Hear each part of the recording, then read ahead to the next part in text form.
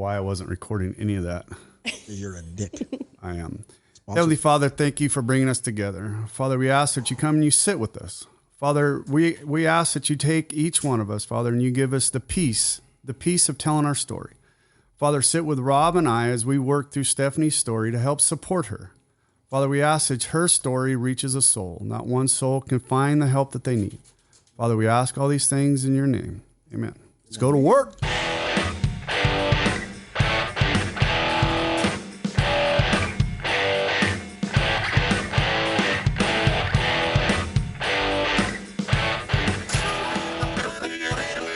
There you go.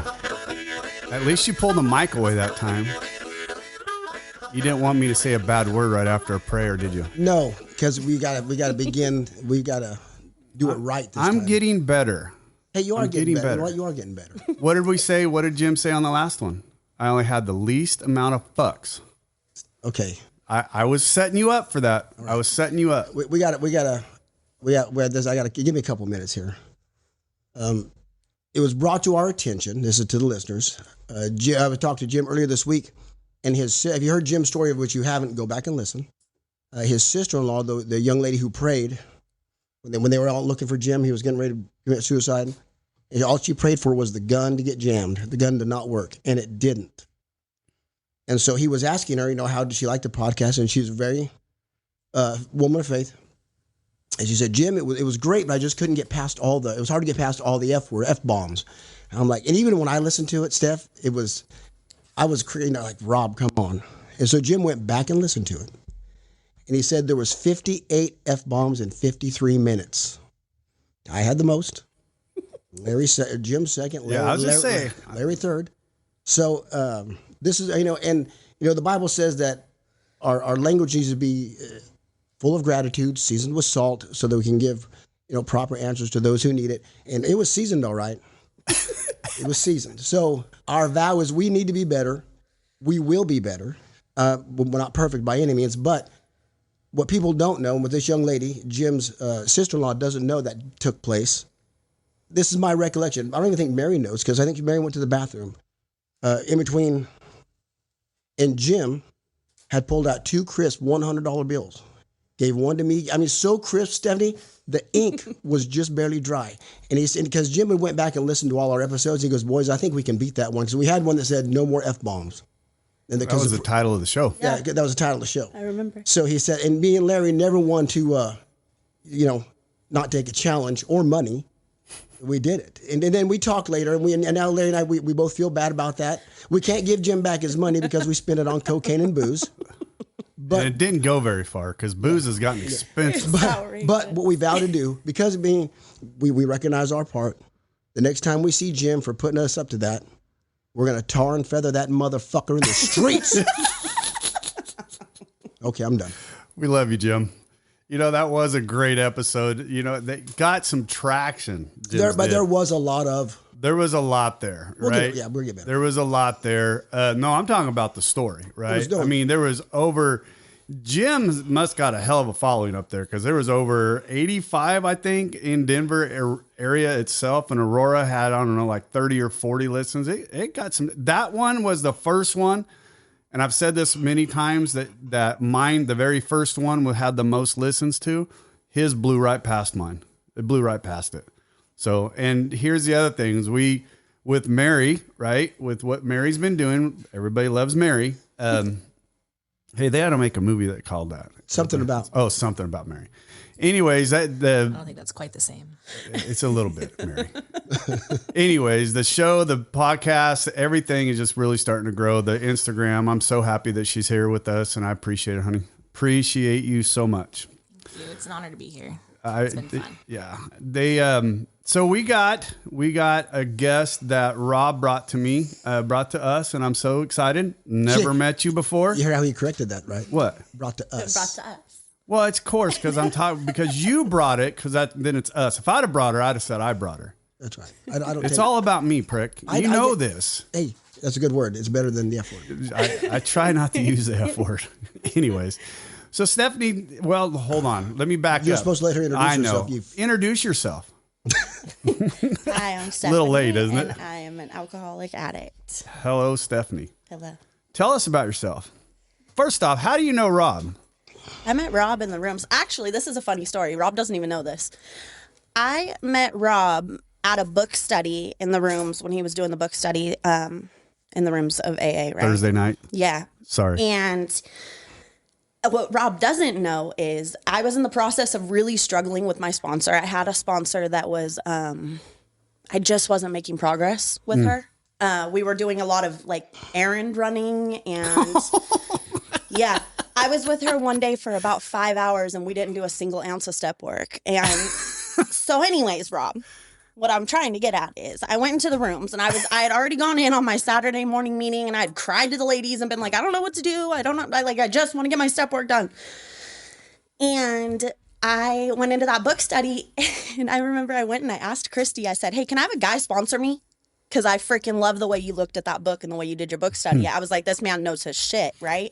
Don't blow his head up, Stephanie. I'm trying not to. But then I took it to the women's meeting the following week and I was like, can a man sponsor me? And everybody's like, well, I mean, it's not like ideal. And I'm like, okay, so, but yeah. I wanted you to be my sponsor for a little bit, but I got lucky.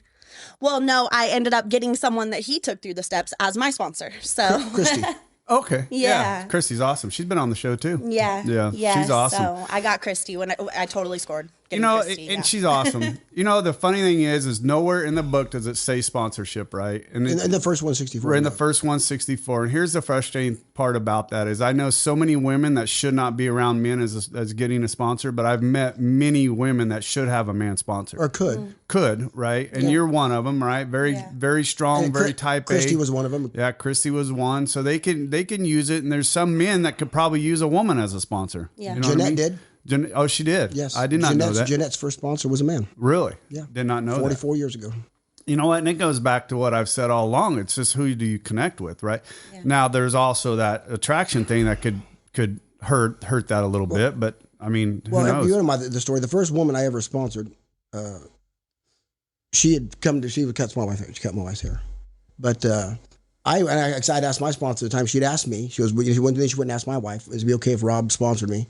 And there was kind of a to-do, about all that, and I didn't. So my wife said, listen, and you both would, and he knows my wife, you both would love my wife. This was what she said. She says, I'm not an alcoholic, honey. And if I fucking was, I wouldn't have no woman as a sponsor because women are nothing but catty catty bitches. That's what she said. That's her quote.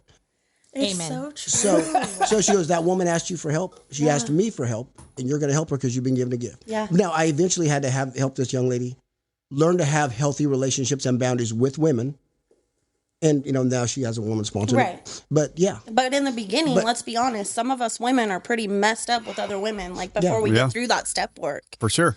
I mean, there's definitely every situation has its own. I think so. Yeah. I mean, I've seen women like you. You were struggling. You were about ready to run out of it. Well, Christy was too at a time. And so Christy asked me the same question. I said, well, I will sit down with you. And I know Christy's sponsor, who I love to death, and your sponsor. And I will do this part of it and show you how I do it. So because Christy's exactly what that fellowship needs. Right. Strong women. Yep. Who don't take shit from anybody, but do the deal. I haven't got to see her in a little while. Of course, and Steph's going to be the same way. Steph will be the same way. How long? Well, let's go. Let's go and get into your story. We'll talk a little bit more. All right. Oh man, where do I even start? I guess I'll just go back to. Okay, I won't take it too far back. I had a normal childhood, great childhood. Okay.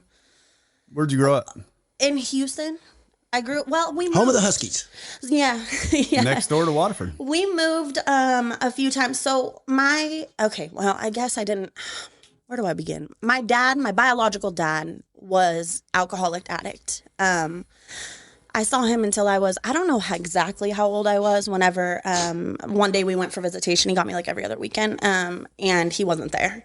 And he had gotten really heavy, really, really deep into his addiction and alcoholism. So that's when, I think he made the conscious decision to leave because he was afraid of putting me in harm's way. But a couple years down the road. So me and my mom moved a few times because she was a single mom. She was working as a correctional officer, graveyard shift. And, so my grandparents really stepped up. Everybody kind of put a hand in to help, get me where I needed to be. But we moved a few times, and then she met my dad, the guy I call my dad. So how old were you when the last time you saw your biological dad? To be honest, ballpark, probably, I want to say maybe 5. Wow. Okay. All right. I want to say, and that's even, it's almost like a dream, like, right. Yeah. You know, right. It's hard to really even remember. I have very, very few memories of that time. You know, a couple of them were crappy ones, a couple of them were good ones, you know, but it's kind of dreamy, like, but when I actually start remembering my childhood is when my dad came into my life, my stepdad. Okay.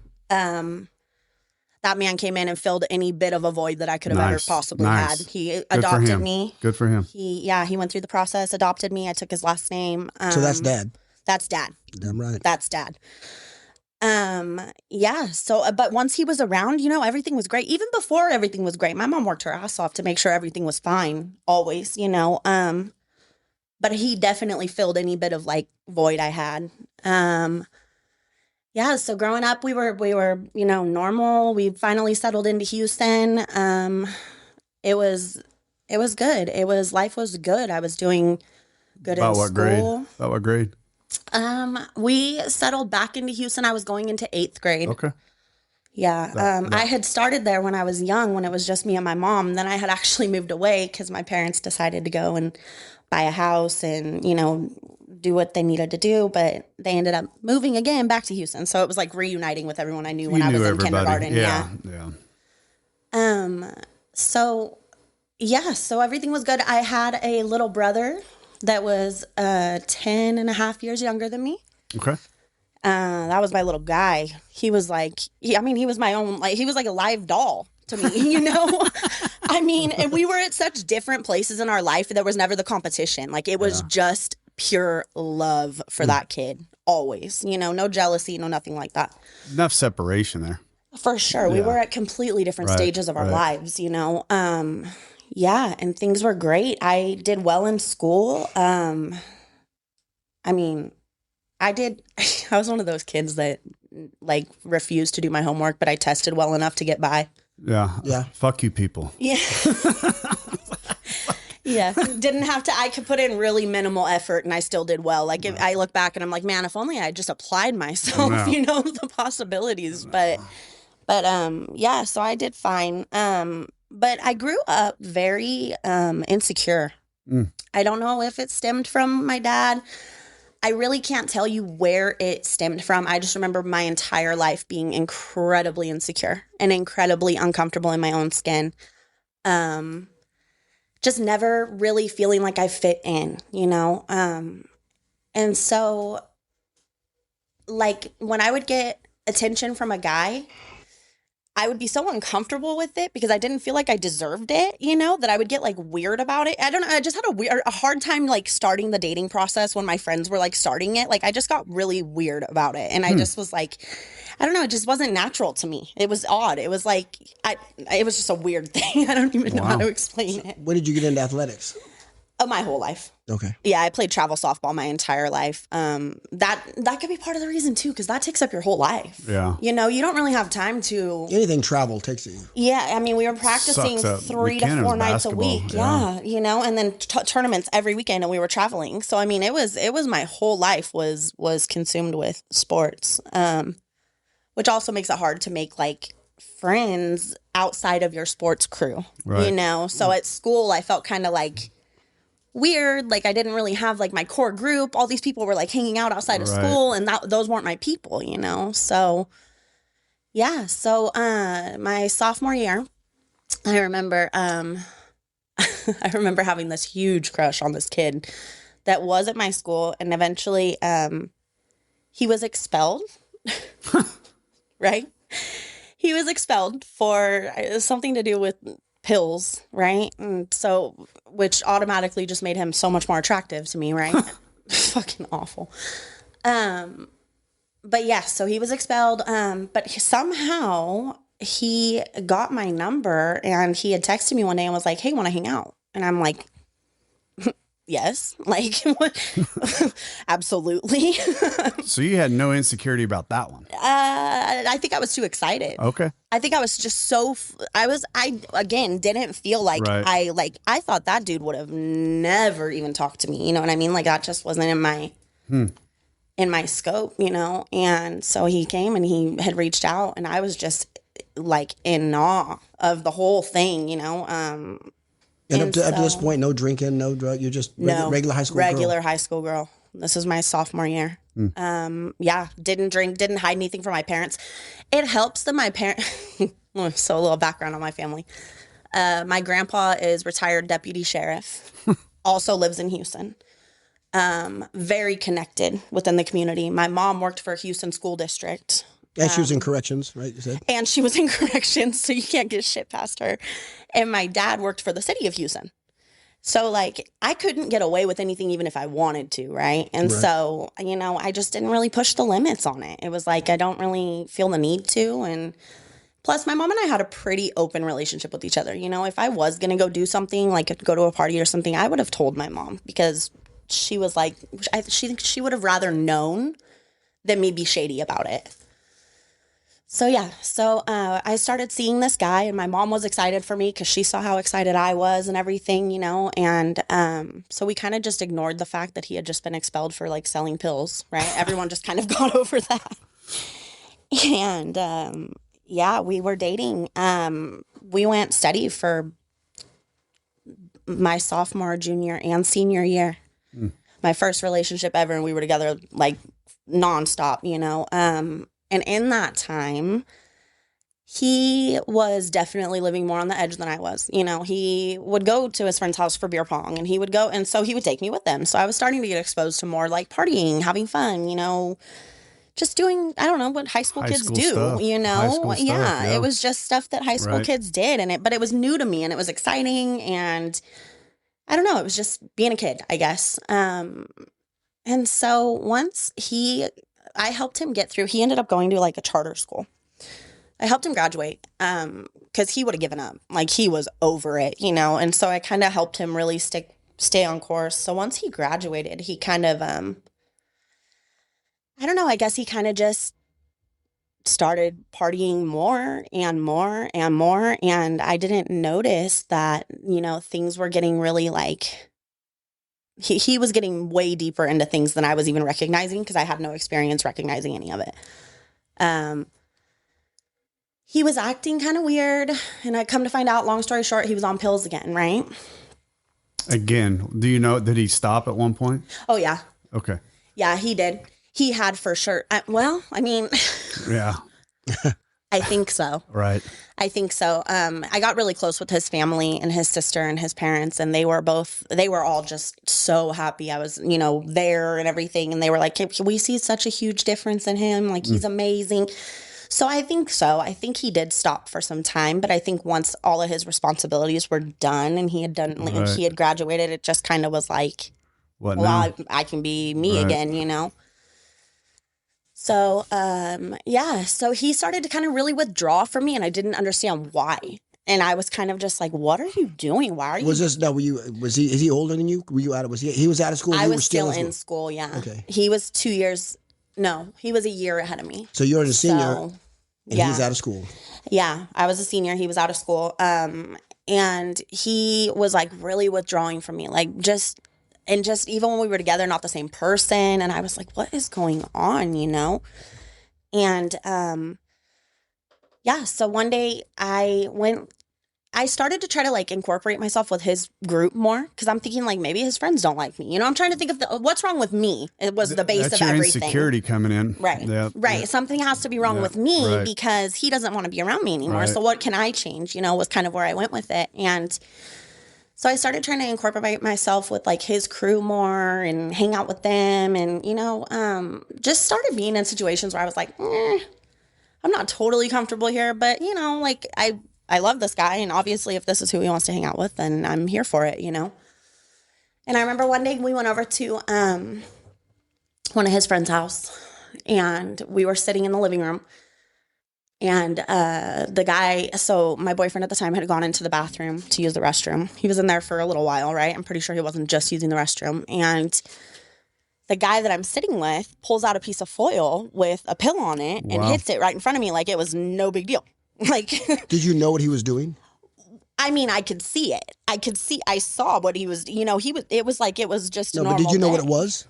Yeah, I could tell what it was. Okay. I could tell what it was. Yeah, it was a little blue pill. I could tell what it was. It was just very odd. I was Wasn't like, what Viagra. is he doing? No. Dang, hold on. Does that work? I don't know. Does that work? How the fuck would I know? We got to try. God damn it, Rob. We got to take it aside. If I try that, do I lose my sobriety? Yes. If it's Viagra. I'm going to tell you yes. Motherfucker. All right, let's go back. Okay, never mind. Sorry.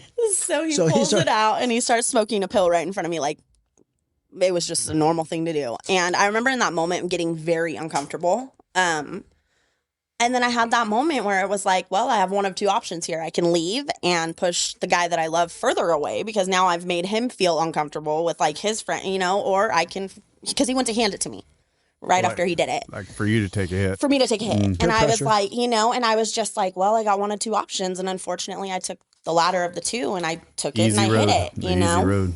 Yeah. And so. Okay. What? I mean, so you are absolutely spotless at this point. What did it feel like? That's your first high. No, but she'd had alcohol. No, I had alcohol. this is an alcohol. Okay. But this is different. This is opioids. I've never done that because I've done a few drugs, but I've never done any of that. What does that feel like? What is the attraction to that?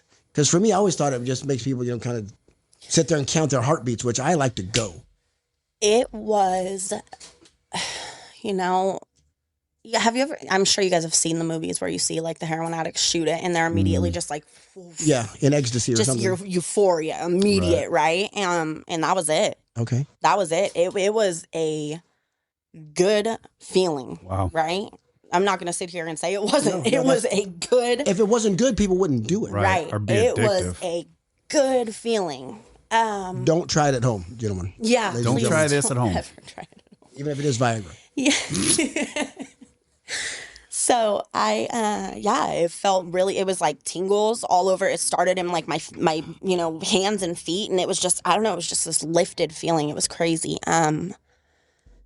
But then it was immediately followed by, what the hell did I just do? Guilt. Ooh. It was guilt, immediate guilt. I was like, what the fuck? Like I just was just so disappointed in myself the minute I had done it. And so my boyfriend had walked out of the bathroom at that point. He had seen what had happened. He could tell what was going on. And he basically was like, hey, let's go.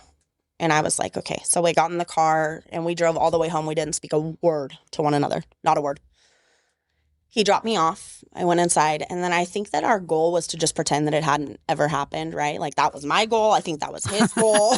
Like we're just going to forget it ever happened. But the thing was, we had already, right at that exact moment, we crossed a line that you can't go back on. You know, I suddenly was less judgmental of other people's choices, right? I was like, Ooh. I don't know how to explain it. I know It was exactly what you just- mean. You lowered your bar. I lowered You my lowered bar, so completely. everything was okay after that. Absolutely. Absolutely. And so and the other thing that came from it is I woke up the next day and I was fine. I wasn't like needing another pill. Like I woke up and I was totally fine. Okay. I was living my normal life. I wasn't like, oh God, I got to do that again. It was like just another day. Which looking back, I wish that it would have been Consequences. for it, because it was like, well, that was easy. I mean, shit, I thought addiction was like you just had a problem right away. And well, that's The next day, you're under the bridge and Right. collecting tinfoil. Right. Immediately. Yeah. No, I mean, Progressive. yeah. Or I thought at the Progressive. very least I would wake up with serious cravings and I had none.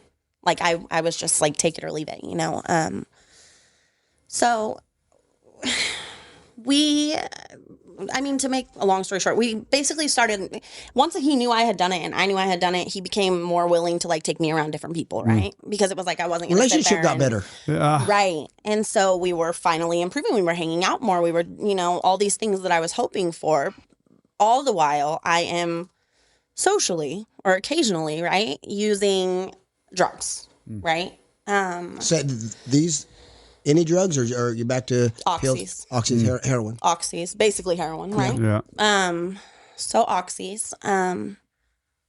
And so I'm still noticing him in the same patterns again, right? And we were good for a little bit, and then I start noticing the same patterns where he's drifting, and I'm like, what the fuck is going on? You know, like what is going on? And I was devastated. Again, devastated.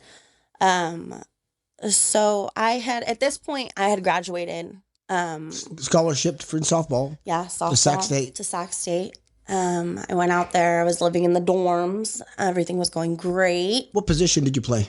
First, primarily first. And I wasn't that great at offense, but I was a damn good defensive player. Okay. So what did you bat in the lineup? Usually about 6 or 7. Okay. I wasn't like there. I definitely wasn't the fourth hitter. I definitely wasn't the runner up because I wasn't, or I wasn't the lead off because I wasn't fast. You know, I mean, I got the ball in play, but I was like average. But my defense kicked ass, and I was a leader on the field. Yeah. Gotcha. So that got me, far. I can imagine. For sure. Yeah. So I had gone off to school, and did he stay in Houston? He was in Turlock. Okay. Yeah, he was in Turlock the whole time. So he had stayed in Turlock. He was living with his grandparents. His parents had moved to Idaho, right? And he decided he wanted to stay because we were dating and everything. So he moved in with his grandparents. So whenever I went off to school, he was very upset about it because, I stayed here for you. Right. Right? He got mad at me rather than being happy for me. And I was like, this is weird. That was kind of like my first sign of like, this guy doesn't really want what's best for me, like, right. Why are you mad at me for going to school, So I basically just went off to school and we were drifting apart, but I was meeting new people and I was gaining new friendships and I was kind of getting to know myself better. Well, you're growing, getting older, maturing a little bit. Yeah, and so I wasn't as devastated about the distancing, and I think it made it easier having like a geographical move. Yeah. Like, it didn't For that feel... instance, I could see how it would be. Well, and like she wasn't completely addicted. And at like this where my daughter's at, Emily, you got schoolwork, you've got... It was very busy. You're busy. It was very busy. You don't got a lot of time. Mm-hmm. Very busy. The separation from him was probably a good thing. And it was because when we were living in next door towns and we still felt so separate, I was just living in like just so depressed because I'm like, why doesn't he want to be around me anymore, So once I moved, it was like, okay, well, if he doesn't want to be around me, it's because I live too far. Right. It was kind of my new excuse, right? And so I was like, So I'm making new friends. We're partying. We're, going out. We're doing what college girl dorm people do, right? Which is pillow fights. Well, yeah, right. But not searching for drugs. No, absolutely not. You weren't even remotely addicted. No, not even close. Right. No, I had but alcohol. Not alcohol. Addicted, but you were drinking. So I was drinking, but you it was having dorm it was room games. To be honest with you though, pillow fights. I was most often Get it out of your head, Rob. God damn it. I see where your perverted mind is going over there. Stop it. I ignored you the first time. Jesus. Sorry. So I was most often the DD. Okay. Because I wasn't even really a fan of, drinking was okay, but I was like, I have as much fun sober, right? Like I'm one of those people that'll have fun either way. So I kind of just, was doing my own thing with my own people, but he would come out and he would visit me, occasionally. And at this point, I'm hiding it from my parents because my parents had recognized he was doing something not right, And so my mom was very much so like, you need to kind of like back off from this dude. Like something's not right here, Steph, tried to warn me. Well, he had to be 21 at this time. 21, somewhere around there. Yeah, I think he was, I was only 17 when I graduated. Okay. All right. So I was 17 through my entire, which is another reason why I was often DD because I didn't have like the fake ID or I couldn't get into the like same clubs as everybody else. So like I was just, I was so young my whole year, And so I just was, I don't know. My mom had warned me. I was hiding it from them. And then I would remember one day I was at my dorm and I got a call from a jail. And I was like completely just not expecting that, right? It was a collect call. Someone was trying to get a hold of me. So I hang up. I call my mom. I think it's my biological dad. Oh, right? Wow. Okay. Because I'm like, who the hell else in my life is going to go to jail, right? No, it wasn't. It was my boyfriend at the time. So my mom then finds out that he's in jail. So now she is like, cut that tie. Like, get away from that dude. She's been through it. yeah, she's like, get away from that dude right now, right? And so I kind of just let it drift apart, you know? I kind of just let the take its own course. Right. Yeah, because I felt him pulling away. I kind of was getting to be okay with that, you know? So I just kind of let it be. But all the while, I'm making these new friends, and these new friends are experimental and crazy. I tried, you know, I remember I went to a party one time. They had cocaine, tried it. Wasn't really a fan. Drinking occasionally. You missed that opportunity, Rob. No, wait, because I'm not a fan of cocaine either. Fuck that shit. Sorry about the F-bomb, Mary. But I made methamphetamines is my, and Jack Daniels. Two of my favorite things. Sorry. We're getting there. Okay. So I tried coke, it was whatever. But again, woke up, no consequences. I woke up, went to class the next day, everything was fine. No sort of like cravings, no nothing. I wish to God I would have had cravings, because I probably would have been like, that's scary, but I didn't. So I tried stuff here and there, and so then I was playing softball. I blew out my knee. And I had You're tapping your right leg, so that's your right knee. Yeah, I was sliding into home, and the catcher like came down on it, and I blew up my ACL complete tear to my ACL. Your freshman year? Yeah. Your first season? Yeah, my first semester. I didn't even get through 2 semesters. So I blew out my knee. I had already applied for housing, but it was off campus, and I was just gonna like walk, because I had a truck, but it was expensive. I don't know.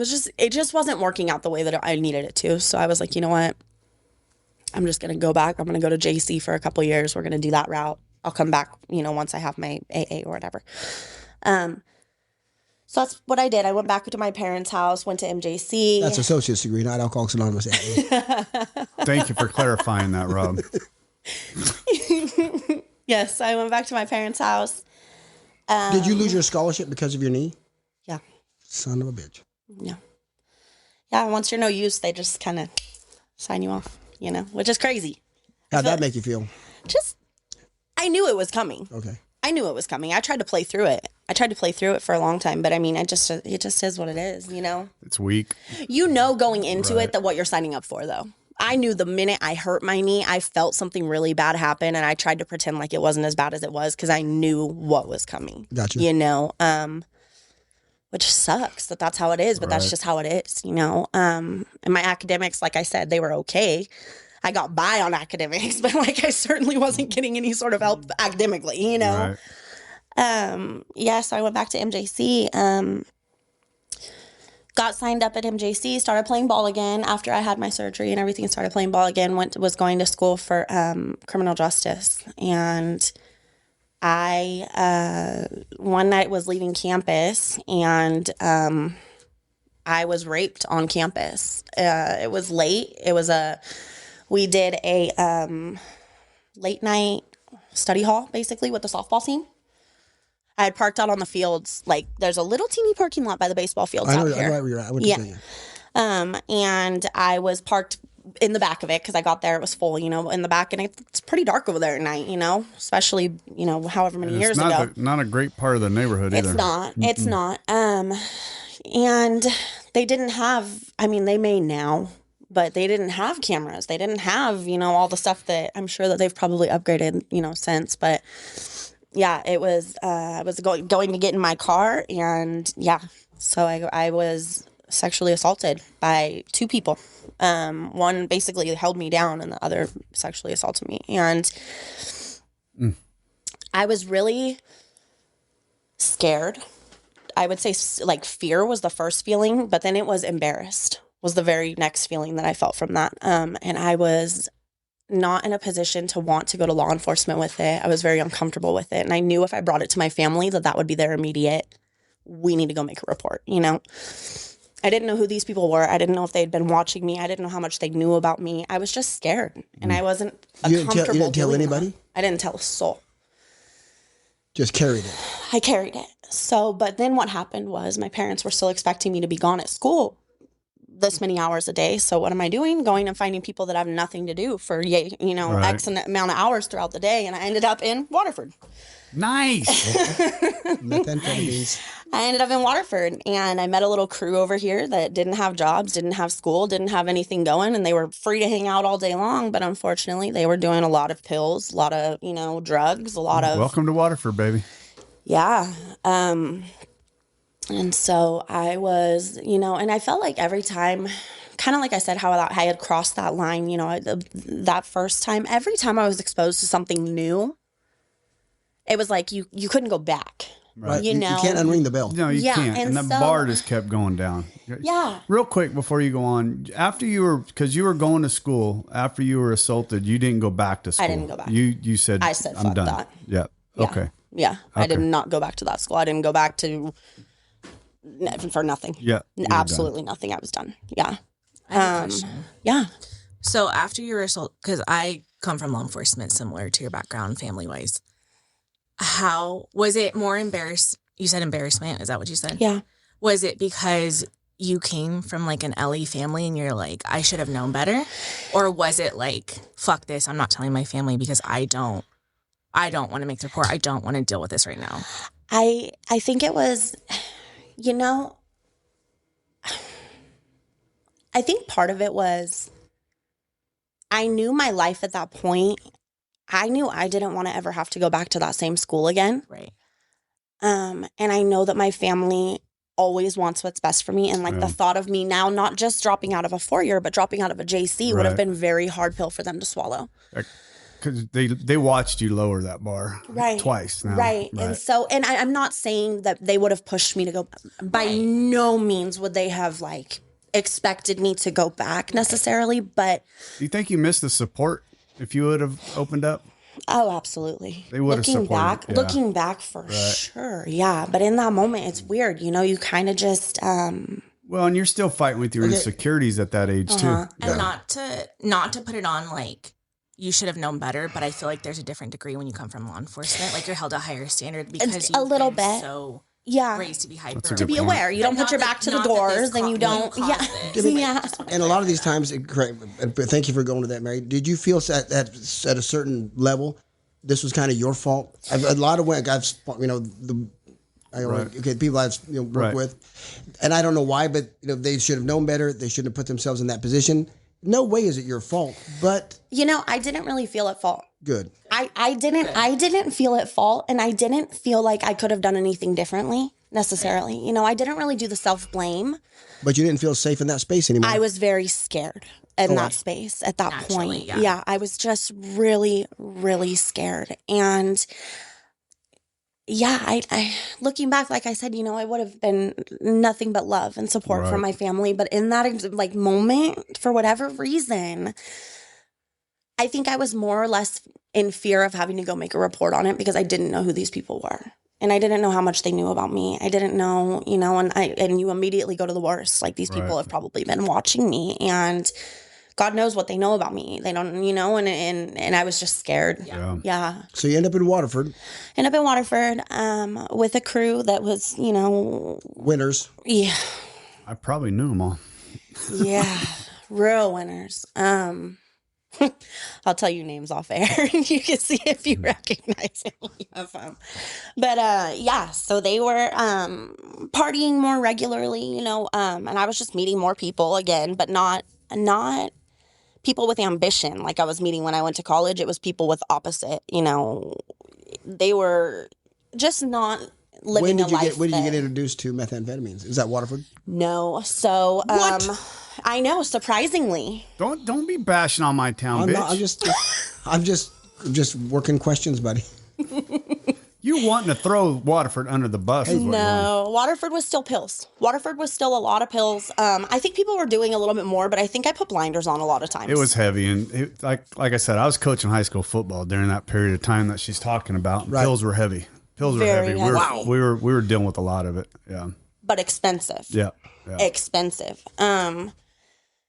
So yeah. So anyways, I was with these people, you know, and kind of just meeting new people. And every time I met these new people, I felt like they were like more and more shady. Like they were always disappearing to the bathroom or, you know, like just doing weird shit that I'm like, what are you guys, what's going on right now? You know? But I just kind of, I think chose to like put blinders on when I needed to, just to kind of keep myself comfortable where I was, you know, because I didn't know where else to go or what else to do at that point, you know. Yeah. Where was your alcohol level at this point? So I'll be honest with you, alcohol has never, to this day, has never been my kryptonite by any means. I have made a conscious decision in sobriety to not go on that slippery slope anymore. I'm active in AA because of that exact reason. I like the accountability of AA, you know. I don't feel, I've learned enough getting sober and to know that our brains are wired different. You know, so I just wouldn't even risk it. But alcohol wasn't really my thing. Kristen Lovejoy, my grandpa's Marvin Harper. If you're law enforcement, you might know that. Do you know Marvin Harper? Yeah. You do? Were you arrested? Did he arrest you? No. That name does sound familiar. He was a coach. He coached me. Oh, yeah. He was a coach for a lot of years. Marvin coached me in football. Yeah. He's amazing. Yeah, he was a great man. He is Marvin an Harper. amazing What a good man. Yeah. Yeah. He's an inspiration for sure. You played football? Yeah. Were you the football? No. I was the safety and the running back. Oh, maybe they just tossed you around. Yeah. So, so these people, I went to a party in Turlock with them, and I got introduced to a different group that was from Escalon. And not Escalon. Sorry. Riverbank and Escalon. It was kind of a mix. And one of them there, you know, was into me, and we were talking and hanging out and everything. And I don't know, I had lowered my standards at that point so low that like I wasn't really noticing all the red flags I probably should have noticed from the start, you know. But yeah, I basically just started seeing this guy, and him and that other guy that I was talking to you about. One day we were at a party, and they were like, hey, can you drive us over here? We want to get some weed. And I'm like, yeah, it's fine, right? I have the car, which is convenient for everyone, right? So I'm like, yeah, no problem. So we drive over here, and we come over here. I think we came to Waterford, actually, to buy weed, I thought, right? And so we drive back, and we get back to Turlock, and I'm like, I didn't smoke weed, so I wasn't even interested. I don't anyways. blame you. Shit. Not a fan. Plant. I never was. Not a fan. I was but I'm going off the rails here, but I never could understand the oxy and that kind of stuff either, because we like to go up, fast. But everybody, you know, I was a cocaine head. I was an 80s child, right? I loved my cocaine back in high school. I used to play a mean game of football while wired out of my brain. I never could understand the guys that would do a bunch of cocaine and then smoke weed. Used to piss me off, quite honestly. What a waste. But I never understood the oxy stuff whenever I found out the kids were doing it during football games and shit. And I'm like, how the fuck do you do? I take one and I'm ready to sleep for 3 days. So you know what it was with me is I to this day have been asked a lot of times if I might have ADHD. Okay. Because for me, I got like really like social and really I wasn't the type to go to sleep or to nod off or anything like that. I just got really you were drinking. I got confidence like you were from drinking. oxys. Yeah. That was the best thing for me is I gained that confidence that I did not have. Like I was drinking. That was her alcohol. It was my alcohol, right? For sure. So what did you pick up from Waterford? So come to find out, it was heroin. Oh. It was heroin that we had came to get. And so we got back over to Turlock, to the party we were at. We were hanging out at this guy's house, and the guy I was dating kind of disappeared into the back room with the other guy that we were talking about. And I was like, where'd they go? Like, what? Because I was thinking they were just smoking weed. Like, I'm like, why are you guys disappearing to smoke weed? So I go walking back there, and they're smoking foil. And I'm thinking, oh my God, these dudes really have pills like this. Because the guy's house we were at was a total square. Like, he was stressed out about beer pong in the backyard, right? And I'm like, what are you guys doing, right? Like, you guys are not smoking pills but the smell. Wasn't pills. the smell was not pills. I was like, what is that? Wow. Black tar heroin. Mm-hmm. Yeah, I was like, what little different is smell, that, right? Yeah. And so I was like, oh. And I walked in and they were like they didn't really, jump, but they weren't like, they were just doing their thing. And then the guy I was dating was like, oh, hey, and walked out and kind of like, just brushed by me and walked out. And then the other guy was like, hey, come here. And I was like, what are you smoking? And he's like, oh, it's heroin. And I'm like, floored because again, never exposed to it, never thought I would be exposed to it. That just wasn't in my... That's the lowest of the lowest. To me, that's in my wheelhouse. That's what we always thought too. Yeah. In my wheelhouse, that's the lowest of low. For sure. Right. I mean, you can't get it. First you smoke it, then you shoot it. That's the lowest of the low. Yeah, absolutely. So you did. Yeah. So and what was the difference feeling this than the pill? It was exactly the same. Exactly the same. It cheaper, was exactly the same. Cheaper though. But a hell of a lot cheaper. Yeah.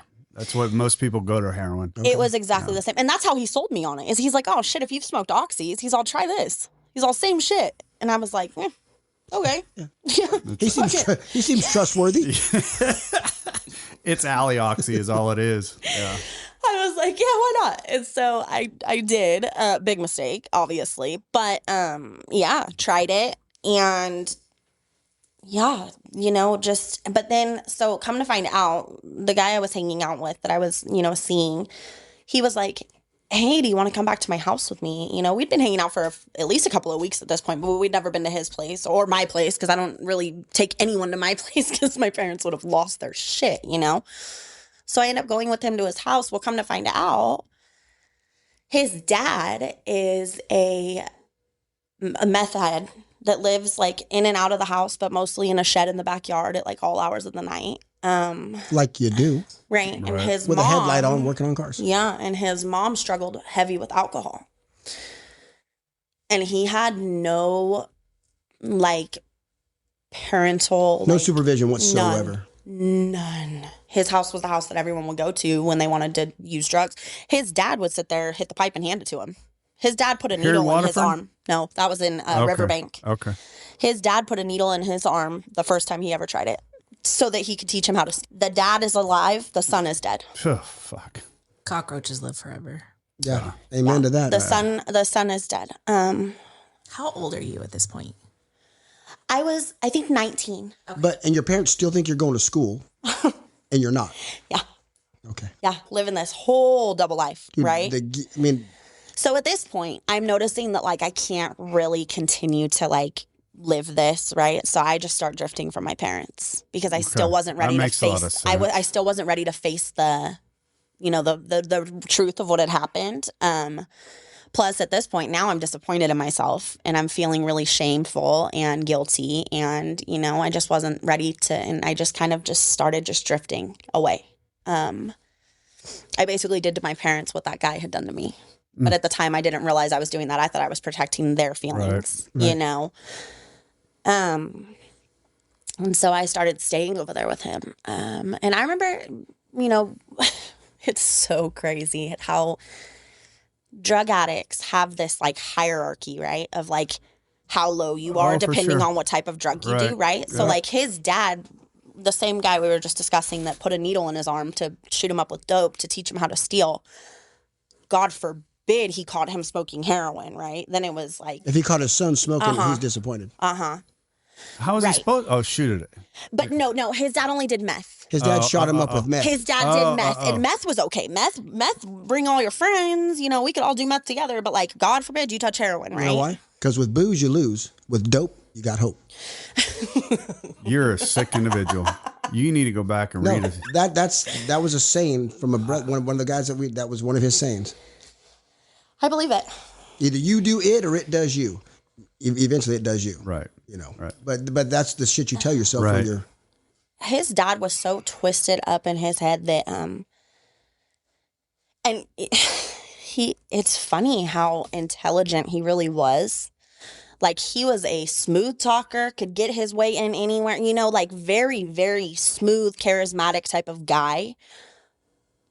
but just used it to for all the wrong reasons, used it to get over on people and everything. And so I don't know, he just had this way of making you feel so low for doing, anything other than dope or meth. I guess I should clarify here. Anything other than meth, right? So I remember the guy I was dating and his dad getting into multiple knockdown, drag out fights in the house. The mom screaming, drunk, just a mess, chaos in that house, right? You're in the middle of it. Yeah, and I'm in the middle of it. And at this point, I'm so withdrawn from my own family, and I don't want to have to go back and tell them oh man, this is how my life has gone. That I'm just well, here we are. Let me live. It is what it is, And so I just kind of was just getting to be more and more used to it. But you hadn't done meth at this time? No, actually. So we started out, we were just doing heroin. And I remember the first time I walked out into the shed and his dad was sitting there, and I'd never seen meth before, right? I'd never seen a meth pipe. I'd only on TV and stuff, right? And his dad pulls out a meth pipe, and there's a group of probably 6 or 8 people in there, right? And his dad pulls out a meth pipe, hits it, and he hands it to the guy I was dating, his son. And I started crying, and I walked out. I was so devastated by that, because I was here goes another thing, just what am I doing? Right. I just, the sheer, just is this really where my life is right now? You had enough stability in your life to realize where you were at. Oh, for sure. Yeah, that you were just. For sure. Yeah. I knew normal. Right. This wasn't my upbringing. No. I knew normal, and I knew not normal, and I knew I was not in the normal at that point in time. What changed after you walked out crying? I walked out crying. He followed me out with the pipe, and then we had a jacuzzi, and he's like, "Get in," and I'm like, "Okay, fine." So I get in the jacuzzi, and I'm crying, and he's sitting there. I didn't know he had the pipe on him at the time. I thought he just came out to make me feel better, and I was like, "Man, what are you doing?" He did, in a sense, right. And so I'm like, "What are you doing? Why? What are you Why? Why are we, what are you doing?" And he's like, just try it. And if I had a penny for every time somebody said, "I'll just try it," and then all of a sudden. You've already done XYZ. Why not? I mean, and that was my rationalization. That's how we do it. That's how we sell it. At that point, minimize, and justify. Absolutely. At that point, I'm like, well, shit, I've done heroin. Right. The fuck this is nothing, what? So I tried it. And I don't really know that I got the same type of high that some people get. I remember feeling different, but I was also on heroin. So I think it was more of just a balancing. I felt a little bit of something, but it was more of just kind of a balance. Right. I didn't really feel anything great. It wasn't a big old aha moment, but what it did is it crossed that line, and now I was willing to do it, if I was around it, because I had done it. And so, so I ended up getting pregnant when I was with him. And let me back up a little bit. So this is ironic. Him and I started dating, and one of the times that we went into Modesto to our drug dealer's house to get heroin, we ran into the guy that I was dating in high school. And he was there trapping out of the trap house, right? And I'm like, oh, that makes sense. Now I know why you pulled away. You were on freaking heroin, right? And so you piece of shit. Yeah. So he was pissed at the guy I was with, right? Because I will say, I will give credit where credit's due as far as this guy goes. Even in his worst of days, he did not want to drag me to those places. He saw that I had potential to do so much better than that, which is why he would start to just pull away. The same reason you pulled away. You said you pulled away. I pulled away from my parents to protect them. Maybe that's what he was doing. That's what he was doing with me. So when he saw this guy walk in proudly, holding my hand to walk into a heroin dealer's house, he beat the living hell out of the guy I was dating. I mean, beat the living hell out of that dude. And I was like, well, what now? What the fuck? Right. Thanks, and what the fuck, And so, so anyways, I got pregnant. And right around when I found out, my parents showed up to the house I was at, banging on the door. The guy I was dating in high school had Facebook messaged my mom. Oh, shit. And said, you need to go get your daughter right now. She's on heroin. She is not doing well. He had Facebook messaged my mom. And my mom's, talking to her now, looking back, she didn't believe him. She was like, you're fucking out of your mind. What? She's a good girl. She goes to school every day. Right. Yeah. She was just completely just like, just didn't even believe him. She thought he was on drugs and he was like making shit up at that point, you know? And so, but nonetheless, my parents showed up after his mom had made a drunk phone call to my mom to tell her about the choices we were making. So that confirmed what she had already heard from. So now she believes. Now she's heard it twice. Mom was on her way. So they came, they basically interventioned my ass, which was great because at I the drug just dealer's found house. out. No, at the guy I was dating. Gotcha. Him and his dad's like well, that's the meth house. I mean, it wasn't a good house. Right. It was a meth house. My mom but I just found out I was pregnant and I was like, you know what? This is perfect. Like I should go, you know? So my parents put me into Maynard's. Go figure. Yeah, went to Maynard's. Beautiful. Loved it. But the whole time, you know what? Wait. I was not pregnant yet. I just thought about that. I was not pregnant yet. So you got They interventioned me and took me to Maynard's and I was not pregnant. I broke out after about 2 weeks at Maynard's. He came and picked me up in the middle of the night, right? And I broke out, went back to his house, was doing the same shit again for about another, not very long. Then I found out I was pregnant. Then I contacted my parents and was like, I'm pregnant. That's how it went. I'm pregnant. I need help, you know? And so then I got put into freaking Nirvana, right? Which is no Maynard's. No, far from it. I was expecting to go live luxuriously again, and it was not that, you know? It was not that, but I actually graduated from there. And I stayed clean and sober. And I stayed sober through my pregnancy, but you know, he was still trying to contact me because obviously I was pregnant with his kid, you know, and my parents were like, absolutely not. You're not going to contact. We are not. I don't care who his dad is. We're not doing it, you know? So I had my son, his name was Brecken. And man, I loved that boy.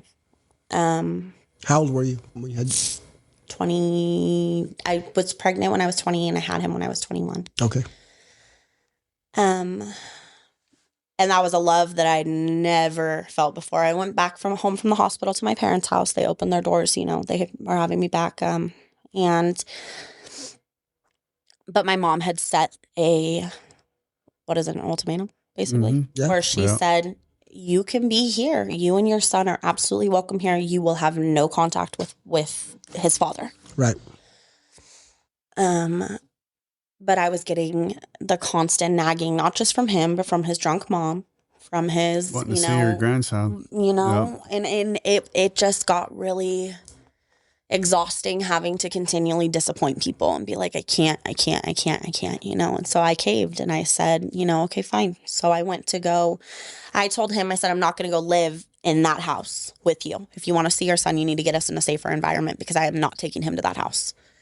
And so he said, okay, we can move in with my stepdad. So the mom had been married to his dad, divorced and remarried to a different guy, and then divorced that guy and gone back to dad again. Sweet. Yeah. So he had his stepdad, but they weren't still, you know, together. And so he said, we can go to my stepdad's house. Also did meth, but was much more responsible about it, right? What the fuck? I know. I know. So, you know, I was like, okay. And so what did mom and dad think of that? My mom and dad? Yeah. They cut me out. Okay. Yeah. They cut me out. You know, when my parents set a ultimatum, they mean it. That's good. You know, they don't mess around. If they say something, that's what it is. And they are not the type of parents that ever enable or any of that, like love. Right. Just love. They were very much so firm in their shit. And I knew what I was doing when I left and I took that chance, you know, and it was an awful decision, but you know, you're not making the best decisions whenever you're, you know, fresh postpartum and no, I was still sober. But going back to that environment, you're not that stay environment, that way. I didn't stay that way, you know. It took a little bit. It took a little time. But I eventually ended up doing heroin again. Doing meth again, you know. and just not doing the things that I should have been doing as a mom. So one day so he got arrested. We were in Escalon, and he got arrested for, my son's dad got arrested for stealing from the freaking dollar store. Stupid move. And got taken to jail, San Joaquin County Jail, but he was already on probation. He'd been arrested like 100 times, so they kept him. It wasn't just like a, cite and release type thing. They kept him. He was in there, and he was going to be serving, not a long time, but a little bit of time. And I got home one day, and I had my son with me, and I don't remember where we went, but we got home, and somebody knocked on the door, and I'm like, who's here? Because nobody ever came to the house. I opened the door, and it's a CPS worker and a sheriff or a police officer, one of the two. And they said, hey, I'm, officer so-and-so, and this is someone from CPS, and we're going to have to take your son. And I just lost it. Just fucking lost it. And I was like, what do you mean you can take my son? I haven't been given any type of warning or any. And they said it's called an emergency ex parte petition. Your parents filed for it. We are taking your son. He was about 6 months old. Wow. 6 months old. And, man, I was just fucking devastated because even though I wasn't making great choices, that little boy came before anything else in my life, which is a weird thing to say because I was making awful decisions, but I would have given up anything. If someone had came to me and said, hey, this is what you're risking, I would have given up anything at that exact moment. But I didn't get that luxury. Instead, I got them coming and saying, hey, this is already a done deal. We're taking him. So when your parents, hold on, I'm going to back up. I'm going to play devil's advocate just for a moment. So when your parents, they sent you went to live with your boyfriend, mm-hmm. and they basically said, that's it. We're done with you. We're done. Right. That wasn't any kind of indication to you at that point. Well, fuck, maybe I'm going down a bad road. Oh, for sure. Okay. And like I said, I knew what I was getting in. I did you not. Didn't think what you had I a didn't risk think of losing your son. No, I didn't think that they would do it without at least saying something. I did not expect them to just flat go to the courts and it be a done deal. Right. That was not what I was expecting. I didn't even know an emergency ex parte petition existed. I thought, if anything, they could start a CPS case on me and then I could get my shit together, but I would still have my son. Right. Were they seeing your son while you were living with your boyfriend?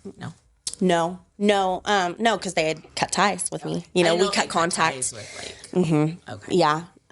They cut contact, and so I immediately am on the phone with my mom, and I'm. So did they take Brecken right then? They took him, and then you got on the phone. I was loading him in his car seat, and I'm already calling my mom to load him up to get ready to leave with them. And were they taking your son to your grandparents? To my parents. To your parents' house. To my parents' house. And I called my mom, and I'm hysterical, and I said, please let me come home. I will never speak to this man again. You could take my phone. You could take everything. I need to be with my son. I promise you, I will not have contact with these people anymore. Please let me come home. And my mom was crying on the other end of the line, and she said, honey, I can't. And it was, part of the court ordered. If I am a threat, an immediate threat to my son, they cannot house me if that's what they're saying in court, Right. So that moment was absolutely devastating, but that was the moment I was like, all right, this is it. I'm going to get my shit together. I don't give a shit what I have to do. But then so the stepdad that I was staying with, now it's just him and I, because the guy I was dating had gone to jail, right? So it was just him and I. He came home that day and he said, hey, this looks really weird. I can't have you here. And I was like, what do you mean? And he's all, you don't have the baby anymore. I'm a single guy. I can't have you here. And I was like, where am I supposed to go? He's all, that's not my problem. So he gave me about $60 and drove me, or no, I may have had, I don't remember if I had my car or not. Somehow I got to, no, I did have my car. He gave me about $60 and was like, good luck, and I couldn't go home and I didn't know where to go. And so I found the cheapest hotel I could in Modesto to go put myself up for the night. I wasn't ready for homelessness yet. And so I ended up at the Tiki Motel on McHenry. Oh, yeah. With enough to pay for the room for one night and no clue how I was going to make it after that at that point, and that was the start of a real downward spiral for me. So I got the room. I stayed there, was scared shitless because I, again, was not raised in this shit, I was not cut out for the streets. I was not cut out for, any of this. I wasn't street smart. I had people that were pacing my room. Oh, I bet. Just pacing. I could see him outside of the window, just pacing. And I was just scared. I was so scared. But I was still using, because at that point, it hadn't really developed into a physical need, but I think at that point, that was when I started numbing. That was the shift for me, was when I started using to numb the pain. Because I just was like, I felt like I had no purpose anymore. There was nothing holding me to like want to be better. But I did look forward to my court dates and I did look forward to everything to try to fight it. But I was really struggling. I was on the streets, I went to a couple of court dates and I kept, putting myself out there and trying. And then I came to the realization one day that I'm fighting to bring a child into a life that he doesn't deserve. I'm fighting to pull him out of a stable environment where there's nothing but love, to bring him to live on the streets with me and to struggle to survive. Like, what kind of mother would I be if I did that, And that was a really, really, really hard thing to accept and to come to terms with. And then it just went really bad because I stopped going to court. I stopped fighting. In every sense of the word, you stopped fighting. I stopped fighting. I just gave up. So at this point, my addiction is heavy. Just heroin or heroin, meth, whatever. Heroin, anything I could get my fucking hands on. Anything to numb it. Anything I could get my fucking hands on. Right. I tried fucking lots of things. Heroin was a dead given. I had to have it because I was physically very dependent on it. But other than that, I would get anything that came my way, whatever they'd throw my way. Meanwhile, I'm not a good criminal. I don't know how to make money on the streets. I'm not good at stealing. I'm not good at anything, that has anything to do with like survival. And so I'm just kind of bouncing from place to place. It was a good thing I was cute and I was young, and I just kind of would just fall in where but there would be someone to be like, hey, like, come in my room, let's hang out, not in any type of like weird way. It was just like people enjoyed having me around. I had a kind of a bubbly personality still. I wasn't totally like, I still was friendly and I was fallen completely apart. I hadn't completely fallen apart. And I think people enjoyed just having something different around, and so I was just kind of bouncing around place to place, but still scared because I had people, whenever you're not raised in that lifestyle and you're suddenly exposed to the fullest degree to it, you are targeted hard. Oh, I bet. You are targeted hard by some really, really, really vicious people. And so I just felt like I was so tired because I never slept. I would lay down. But when I say sleeping with one eye open, like, I really, really I couldn't even relax at any point in time enough to be able to just like regroup. I was just always on edge and always, cautious and aware of my surroundings. And you know, just very, very on edge all the time. So after, you know, months of that, I was getting worn down, like just fucking worn down, exhausted, and desperate at this point to get out of this cycle of like waking up. Have you tried anything at this point to get out of it, or were you just so buried into it? Oh, I was buried. Yeah, so you weren't trying to reach out. Just surviving. Hell no, I was just in survival mode. Well, I think this goes back to like what we talk about. God, please take this bottle from me, right? I didn't do, but yeah. But because we didn't do any actions, right? You're in the same boat. You wanted out. I wanted out, but it just seemed unreachable. Right. What I did know that feeling. What did it take? It took something, because here you are.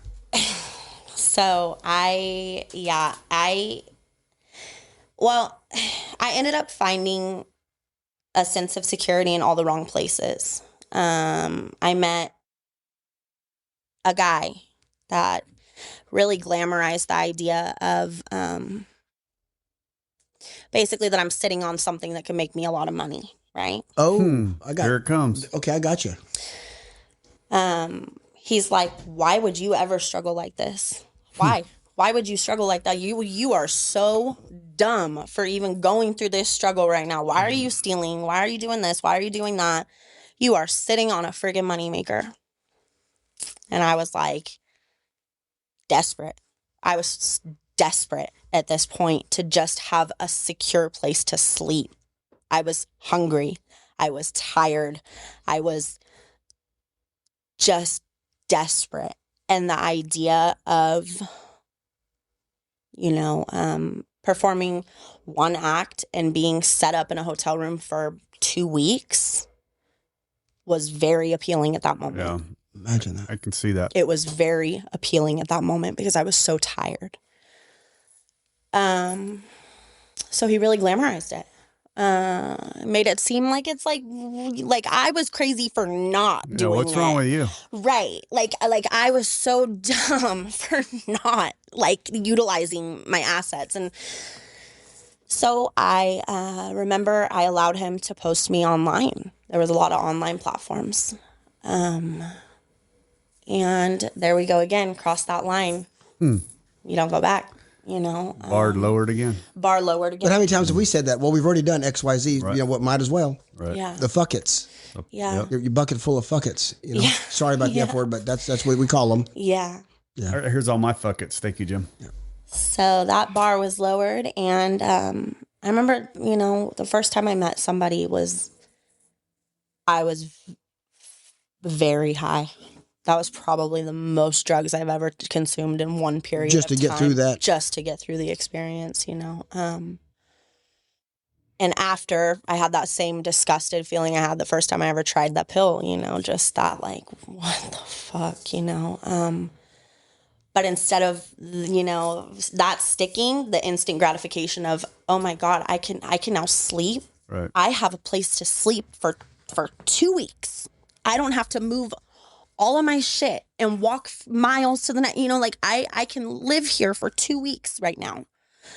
And sleep and shower and get Sleep and shower and just fucking be okay and safe. Just be safe. And so it was a range of emotions. It was disappointment, and then it was, wow, that was actually not as bad as I thought it was. Yeah, you know? there it is. You know, I just immediately was just like, wow, that, you know, in comparison to having to run around all day and steal and lie and, you know, like it just was, it was a weird thing that I went through emotionally. So that guy kind of just tagged along, stuck around. It was also a place for him. He, you know, put it as like, hey, well, you know, I'll keep you safe and you don't know who these people are and I'll kind of keep an eye out on you. But really, he just wanted a free place to like tote along and free drugs, right? He got a place to stay was as benefiting, well. you know, as well. But he wasn't violent and he wasn't aggressive and he wasn't anything. He was just kind of like the one that just planted the seed, I guess you can say. So he was like a John. No. He was a pimp. He was a pimp, but he wasn't taking my money. He was more like a freeloader. He was a freeloader. He was a freeloader. He was the one that planted the idea in my head and kind of planted the seed and was like, hey. And did the computer work? Yeah, he did my site for me, and he kind of did all the stuff, and so he protected me, and I'm doing that in air quotes because it's like really, I mean, but he was a freeloader. Okay. It was easy money for him too, Was it like other women too, or were you just like, me? Okay. It was just me. You were special. Yeah. Yeah, hand selected. No, it was just me. And then so that lasted for a little bit. And eventually I became so numb to the act itself that kind of just like drugs and anything else, that's just part of that is how I was surviving at that point. That was how I was surviving. So I'm going to try to remember some of this stuff. Some of this stuff, like I said, is very, very almost like a dreamlike state. How long have you been sober right now? 6 months. Okay. Sorry. Today. 6 months today. That's fine. 6 months today. Congratulations. Thank you. And Steph's done. Yeah. Okay.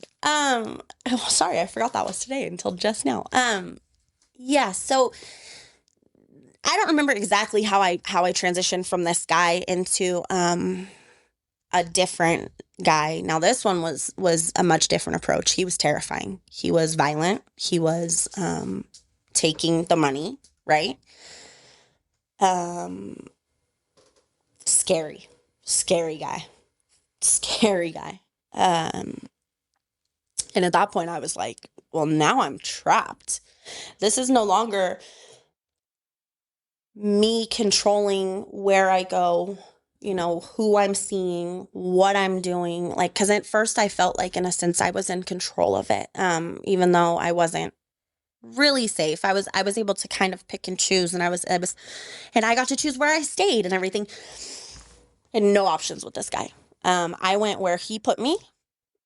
I saw who he saw fit. He set his quota for the day, whatever he was feeling like was needed to be met. And if I didn't meet it, I got my ass beat. Beat. So that was a true pimp. Yeah. Yeah. Yeah. He was a very dangerous man. And he just took me to a place that was the beginning of true manipulation and isolation at the hands of another person in my life. He saw that I was not in contact with my family, and I was not, I didn't really have. Oh, which is taking advantage of that. That's exactly what they want. Yep. Mm-hmm. Yep. Yeah, he saw that was a weak point in my, life, and he just sunk those claws in and just, didn't let go. And he knew that I was too uncomfortable and too scared to reach out to my family. He knew I wouldn't do it. And he also played on the fact, like, he was a really scary person, and he used to threaten my family. Threaten your family to you? To me. If you ever do X, Y, Z. If you ever do this, I'll fucking hunt all of you down. Right. And I saw that man do some really, really terrible things to undeserving people. He made sure to keep that fear in me. He made it very clear that he had absolutely no limits. He was fresh out of prison. He lost his dad while he was in there, and he kind of went off the deep end, and he really made it clear that he was terrifying. And so that was a different experience. That went from being, like I said, kind of feeling like I was at least somewhat in control to. How long did that last? With this guy? Mm-hmm. This entire period of life only lasted about I think it was about a 2 or 3 year stint. It feels like a lifetime. That's a lifetime. No shit. It feels like a lifetime. I was looking for 2 to 3 months. Wow. 2 to 3 years of my life. Wow. From the time that I went to the tiki until the time that I, So what, 21 to 24? Oh, no. This is a long time ago. This is like 8 years ago. This isn't recent. Okay. So I've been out of I'll get to that, but this would have been in 2016, 15 or 16 until like 18 or 19.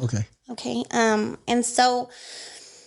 How old are you now? No, like in that time frame. It's early 20s. Okay.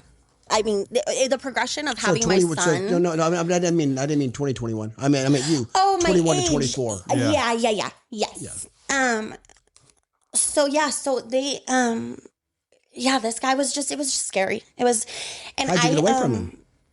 Yeah, this is crazy. I think that one day he just decided he was done with me, and what he did is he beat me up because he would avoid my face intentionally, right? A lot of the times because I still had to look good online.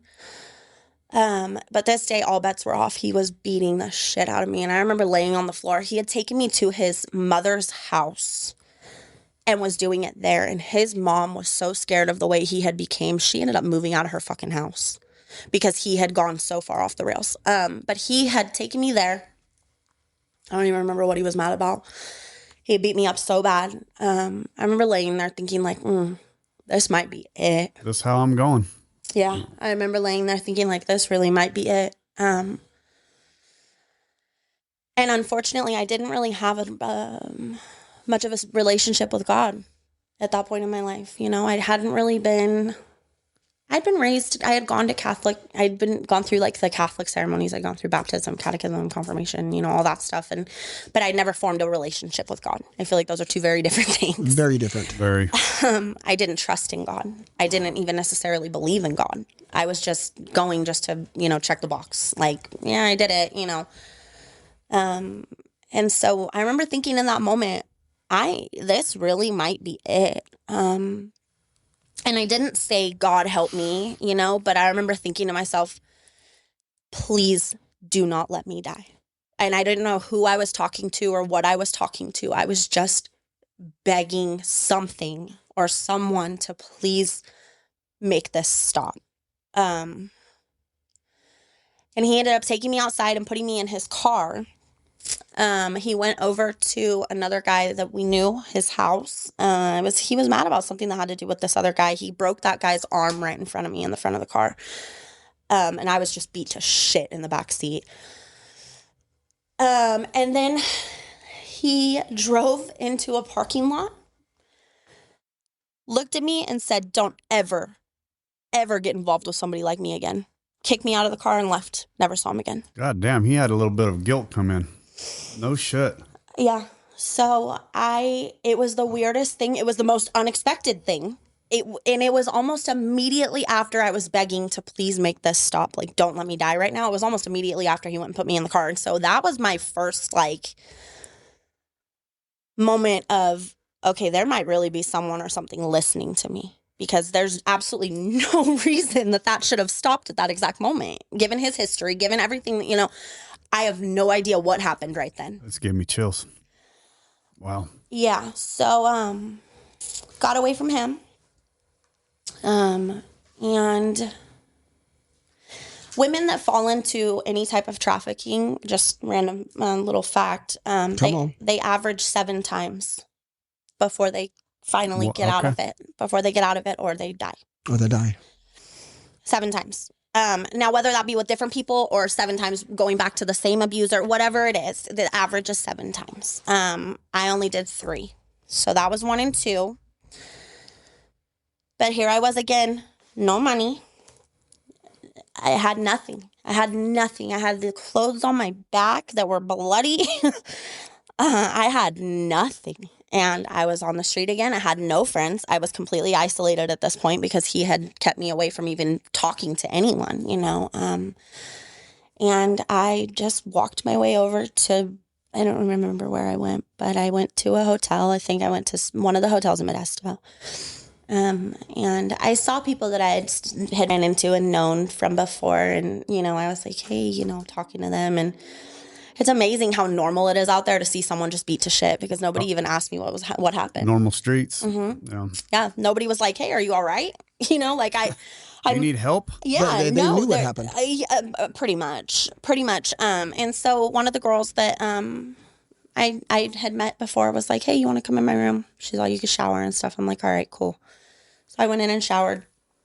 But by the time I got out of the shower, she had called some of her friends in. And this isn't confirmed, but I do believe that she basically sold me to my third person, right? Because I got out of the shower and...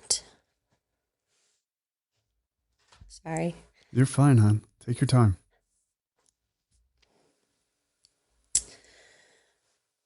I got out of the shower and I remember walking in there and they were being kind of weird and shady. They were kind of talking like under the table, you know, just very, very, just weird, kind of secretive. And I was like, what is going on, you know? And I was just uncomfortable. And the guy was like, hey, you know, and he's like, I can go get you a room. Like, I can help you out. I'm so sorry you went through this, you know?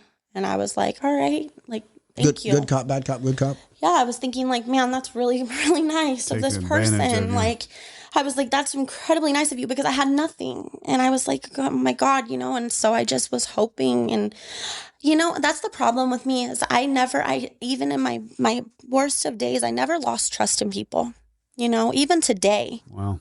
I still trust people at their word, you know, and I still, I didn't let my experiences shift my view on humanity. So when someone tried to do something that was kind, I took it as something kind, you know, but it wasn't.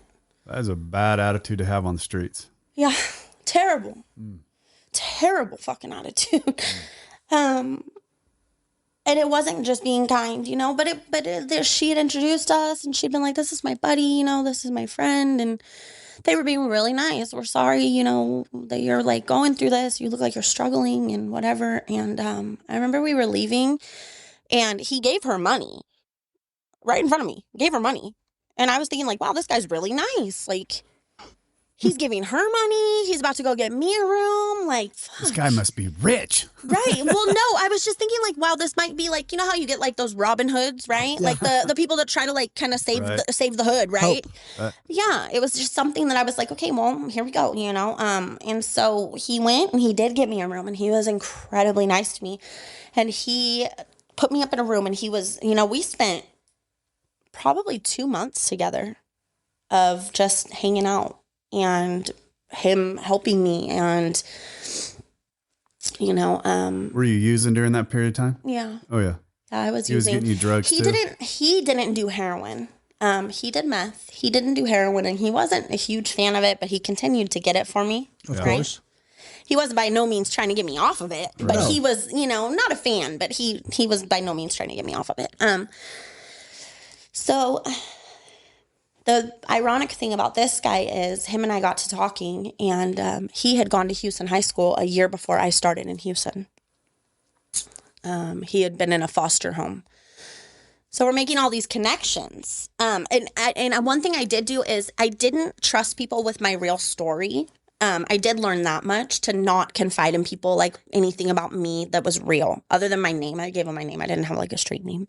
But I didn't tell them where I was from. I didn't tell them any of that. But this guy got my trust after 2 months of being with someone all the time, you know, and he's being so kind. I started to trust him and I was like, you know, this is where I'm from. And this is, you know, like just telling him kind of my story, you know, like what I had gone through and shit. And we connected on a different level. And then one day it was very nonchalant, but he was like, hey, I don't have any more money. Like I'm out of money and I don't know what to do. And he brought it to me almost like he was brainstorming with me. Like, okay, how are we going to, you know, what are we going to do? Making it your idea. Yeah. Right. What are we going to do? I'm kind of like the first guy I told you, you're sitting on a gold mine and what are you're kind of like, I can't believe you don't even know this. Yeah. So he came and he was kind of just, you know, shooting ideas back and forth. He's like, well, I could go, you know, sell this or do that or whatever. And he's like, I don't want you to, and he even made it, I don't want you to have to do that again. Right. And I'm like, yeah, I was like, okay, thank you. You know, and he's like, I don't want you to ever feel like that again. I'm like, all right. And so then he really made me feel like it was my own offer, right? Like my own, like, oh, it's okay. Like I don't want to be on the streets. Like, you've been doing a lot for me. I will do this one time just to get us on our feet. And then, you know, we will figure it out from there. Right. And so I did it the one time. And, yeah, it was a weird transition. I don't know how it went from being that to being very dangerous again. That same person? Mm-hmm. Wow. Yeah. And Switched. he was a different kind because I had actually started to like love and care about this person, right? And he had convinced me that he was in love with me. Manipulator. He was in love with me. And so a lot of times in the beginning, it was like, we're just doing this just to get that leg up so we can get out of this life. Like, we need to get out of this life. Like, that was always the hope that I was the like, hook. Mm-hmm. I'm just doing this just to get out of this life. And then we're going to live this beautiful life. And I'm like, okay. But he was a master manipulator. He got me vulnerable. He got me to trust him. He got me to fall in love with him, what I thought was love with him. And then he switched on me. And he was a different type of isolator. He took me all over, all over. We were never close to home, right? We were in Vegas. We were in LA, we were in San Francisco, we were, Sacramento, wherever we could be that was nowhere near anybody that I knew, is where we went. And just to give you an idea, this is so crazy. We were in Las Vegas. This just kind of goes to show how isolated I felt and how isolated you can feel in that position. We were there. I had a room at the Luxor during the mass shooting. Oh.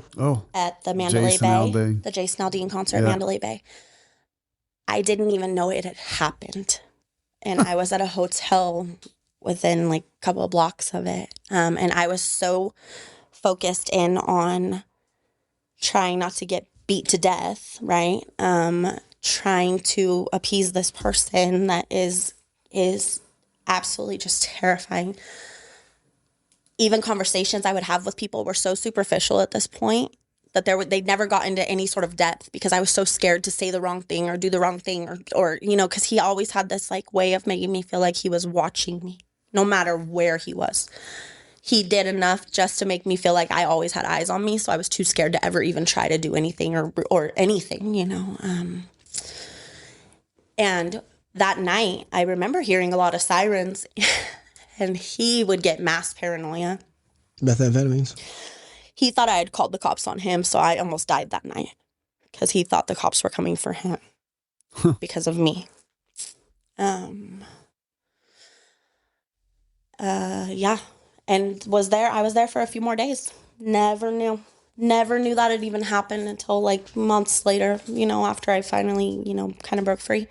But that just kind of goes to show you, how could you be right there and not know? That is so isolated right there. That is so detached from reality,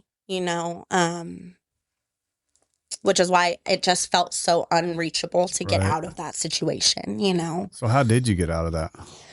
So he and I landed in Modesto. One day he had to come back. He had a sister out here. He was trying to get something from his sister. And we landed back in Modesto, and he had left.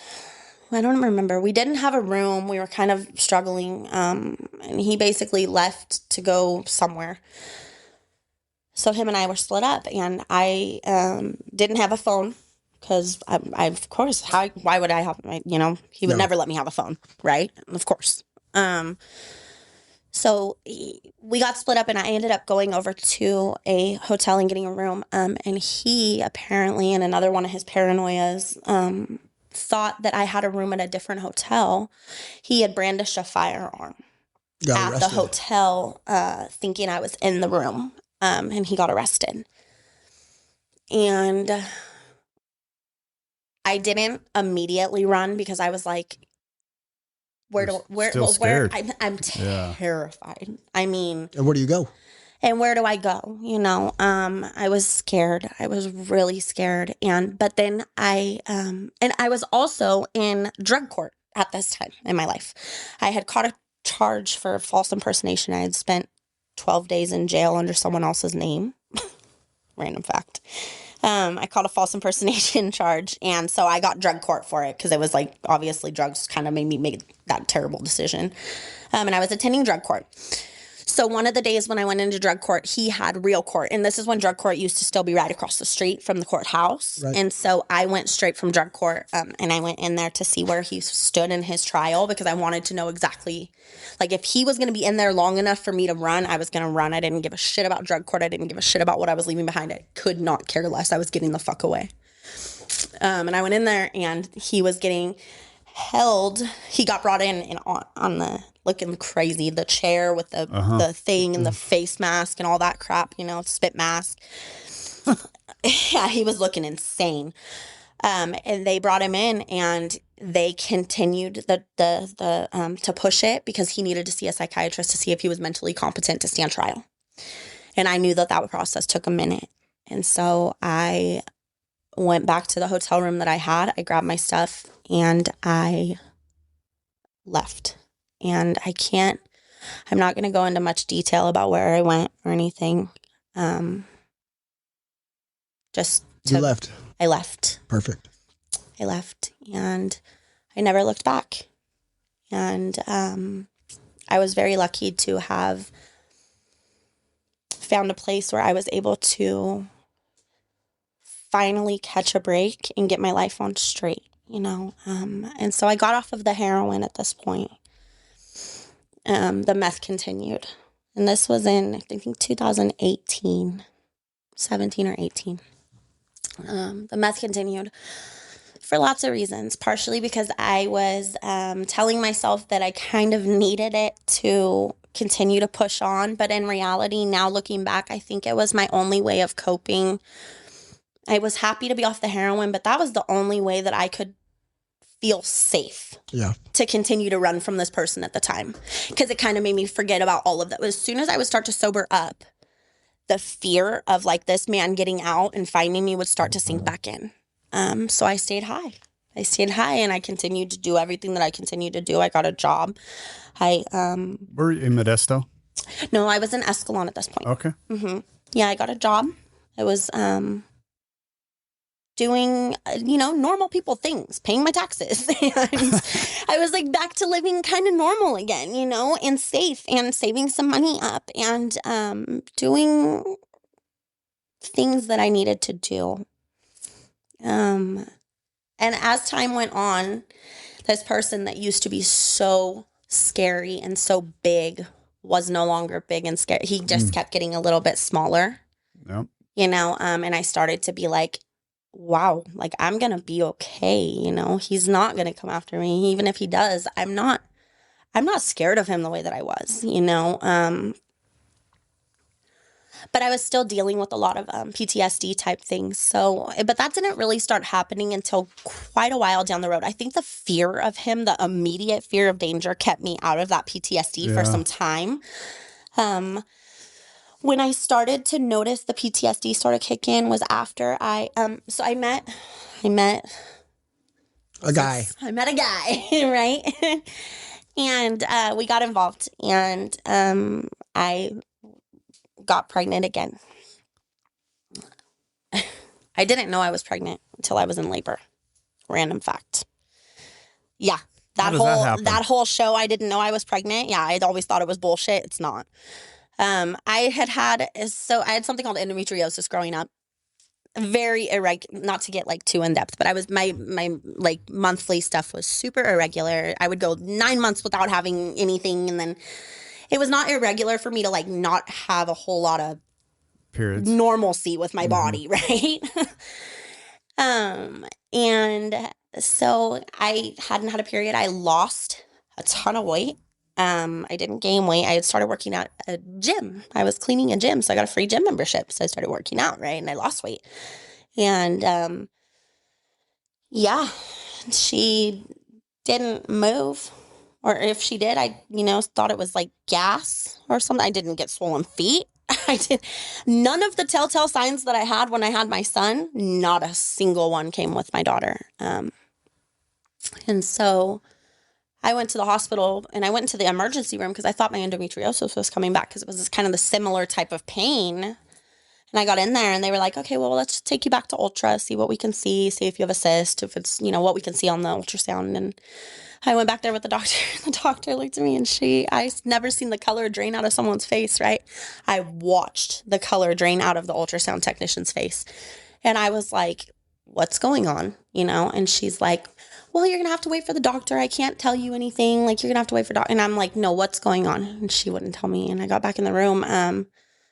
And the doctor came in and she said, you're pregnant. And I said, oh. I said, how far along am I? She said, you're in labor. Shit. I was like, okay. How big was the baby? Little. Yeah. 5 pounds. I mean, teeny little girl. Teeny. And she came, what they approximated to be about 3 weeks early. I had been smoking. Yep. I had been on drugs. Right.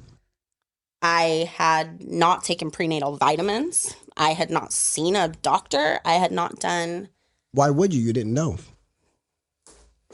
So then I had her, and then just this overwhelming sense of like, oh my God, like what the fuck did I just do to this kid? Like just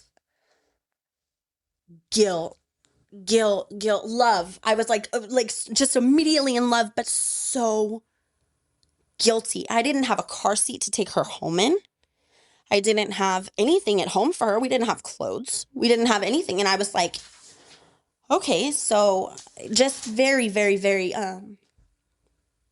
shocked. So I ended up getting her home, and, after having her is when PTSD started to kick in. I think I was hypersensitive to her safety. And I just was noticing What did the father of this child think? This is funny because you know him. Yes, I do. His immediate reaction, I called him and I said, hey, I'm in labor. He's all, oh, well, they're going up for adoption, period. And I was like, I'm sorry, what? And he's all, what do you mean? He's all, that's absolute. You're not bringing a child home. Like, that's not happening. And I'm like, okay, well, I guess I'm not bringing it home to you, but I'm not giving my kid up for adoption. So, and his oldest daughter is the one that was like, kind of reeled him back into reality. I think it was just his instinct was just like, what the fuck, And she was like, what are you talking about? So she ended up bringing him down there. It was during COVID. So he was the only one allowed in the room. And then when he left, he couldn't come back.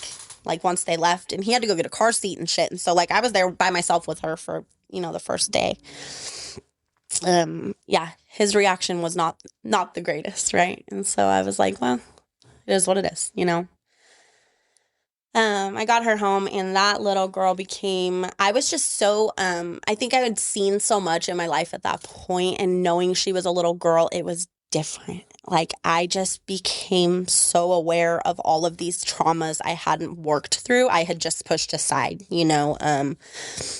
I was super, super hypersensitive to our surroundings all the time. I was finding myself in certain situations, like things would just trigger me and I would just get stuck back in a memory of, whatever memory it was. And I noticed, I think it was the worst one I noticed was when she was, she's probably about 2, maybe 3. And I was standing inside, and I don't even remember what it was that triggered me to kind of go into this, like, detached from reality. But I remember her being like, Mom, Mommy. And I don't even know how many times she had called my name, and I was just completely just not there, and then I would like snap back in and I would pick her up, and, but it's just she was dealing with the aftermath of my traumas at that point. And so, sorry. Yeah, go ahead. No, go ahead. No. So how old is she? So how old is she now? 5. 5. She's 5. Okay. Beautiful. So you went back in. You went back out again then. Yeah. No, I never She stopped. never got sober. Oh, okay. Until I had 6 months never ago. stopped. So holding the baby and all that stuff didn't bring you back into any kind of reality. Go and figure. no like complications with her when she came out. She was, No, she's No, amazing. that's amazing. She, talk Blessed. about a blessing. Yeah. Blessed. She is intelligent little girl. I mean, she's beautiful and perfect in every way. No complications. Thank God. Say that again. Thank God. Yeah. So what got you Sober? Yeah, what got you sober? Let's talk about that. Yeah. Because the baby didn't. No. I got deathly ill for no apparent reason. So I had been staying, at this point I was justifying it because I was running back and forth from hospital trip to hospital trip, and I was like, I gotta keep up. I was just exhausted all the time. Right? Gotta have the meth. Just justifying, rationalizing, telling myself everything was fine, and like it just was not. But I got really, really, really sick one day at work, throwing up bad, no idea what happened. And I went to my parents' house. By the time I got to my parents' house, I had passed out in the front seat of my car with the door open. It was raining. So the you neighbors. mended relationship with your parents at this point? Yeah. Okay. Yeah, we so- skipped over that. Yeah, you're right. No, after I had kind of turned my life around and I was Okay. kind of up and coming again, my mom's mom passed away. Okay. And I found out about it. And So you got to have a relationship with your son again. no, my parents don't have my son anymore. That's one of those things that I have the information to where my son is. He's within the family, but I haven't had the guts to have that conversation with my mom as to why she doesn't still have him. I've made this up in my own head to, I think, cope with it. I do believe that she probably got him because he was probably in danger because of his dad's family. They were crazy and they were relentless and they would not have given up. And if my parents were holding him from them, I could only imagine the threats, the bullshit they were dealing with. So they probably gave him to, it's a very close family friend of ours. They live in Escalon. And my parents are still very much involved in his life, but they don't have him anymore. Okay. So you're sick. You're really sick. I'm really sick. I'd gone over to my parents' house, and I ended up getting hospitalized, and they were testing me for meningitis, just all kinds of shit. I was super sick. And my mom works for Sutter, and so she was just on the shit on top of it. She created a whole online page for me before I even I was sleeping, and she had gone and she was trying to get all my lab work and everything, and this is not funny, but this is kind of funny looking back. When I went in, I had my shit on me, right? Because I always had my shit on me. I had my pipe, I had my dope, I had my stuff, because I was never going to leave it at home, right? Nope. So I had it on me, and so I put it inside of this patient belongings bag, but my mom was coming in and she kept going through my stuff to try to get me my phone or get me my whatever, and I'm like, my mom's going to find that shit. So I took it out of there and I put it in my pillowcase. And I woke up one night to the nurse coming in my room, and she went to fluff my pillow. Oh boy. And all over the floor. And at that point, what am I going to say? Of course. Up. Even still, I was like, who the hell are you letting in my room? You guys need better staff. Still trying to keep up this lie, right? Wow. Just insanity. And finally I was like, and so then they were requiring a toxicology report. Like they needed me to pee in a cup. So I started flipping out. I called my daughter's dad, was like, come get me the hell out of here. I cannot have Reality's my parents. coming. Right. I can't have my parents Reality's because coming. in my mind, the way I was thinking is I cannot lose my daughter too. Mm-hmm. That was immediately where my mind went. And if my parents found out and they knew that I had been lying, I was so scared. And so I just was, I was hiding and lying, and everything, shit just hit the fan, and shit came to a point, and it just was what it was. And so I ended up, my mom came in the room, and I don't know how she found out, because I held my pee for like almost 24 hours. I refused to go pee. So I don't know how she found out, but she found out, and she came in and she just started crying, and she just gave me a hug, and she said, it's going to be okay. And I was like, Mom, I can't lose her too. I cannot lose her too, my daughter. And she said, I would never. She said, you are not the same person you were. You are not the same place you were. She said, you just need help. It sounded like maybe she wasn't the same person at that point. Absolutely. Both. Yeah. Probably. Absolutely. That's what So I'm is saying. that when you came in the rooms? Because that's when I had met you first. You're brand new. Yeah, Brand new. She came to my Thursday. Yeah. Big book study. Brand new. Yeah. See, hey, Yeah. Are you done? I'm done. Go ahead. Fucking guy. So I went. Dude, but it was awesome because she was so fun. Yeah, I went straight to the. I went from the hospital. I stayed in the hospital about a week and went straight out to First Steps in Clovis. Okay. And I did a 30-day inpatient because I knew I needed the inpatient because I had a lot of stress factors at home that I needed to just be able to forget about and go and take care of me for a little bit because I wouldn't have done it at home. So I went over there and I did my 30-day, got out, and immediately hit the ground running with shopping for a home fellowship. And I found Oakdale, and man, I just Thursday night, big book Welcome study. home. Welcome home. felt right at home when I found So it. never at any point did you think about going into an NA? You know, I had gone into NA after my Nirvana trip. Uh-huh. And it was a bad experience. I had a couple of guys try to 13th step me, and then I had someone try to sell me drugs after the meeting, and I was like, And to be honest, the people, I feel like Say it, preach it. this is no offense to NA in any way, shape, or form, and if it works for people, I'm more than happy for them. But I was trying to find a room where people were living lives that I wanted to live like, if that makes sense. And NA to me capped out at it just capped out at a different level than AA. I feel like AA really lives in the solution, and it really it's just more about hey, we're really bettering ourselves as people. It's not like sitting in the bullshit that we were in, No, and I can appreciate that because we've spoken to NA people. We've had to have them, we offered them to come on here and to share their side of the NA, and the two people that we've invited to come on here, they backed out the last minute because they didn't want to get. They didn't want to. They thought it was going to get into a debate, and it's like, listen, it's never a debate. We're all sober, right? Yeah. Tell me why you're sober through NA. That's what I wanted to hear. Yeah, no, for sure. I didn't really, the couple of ones that I went to, I had that experience. And then I just didn't feel like anybody in there was living as, I was looking for people that were living happily.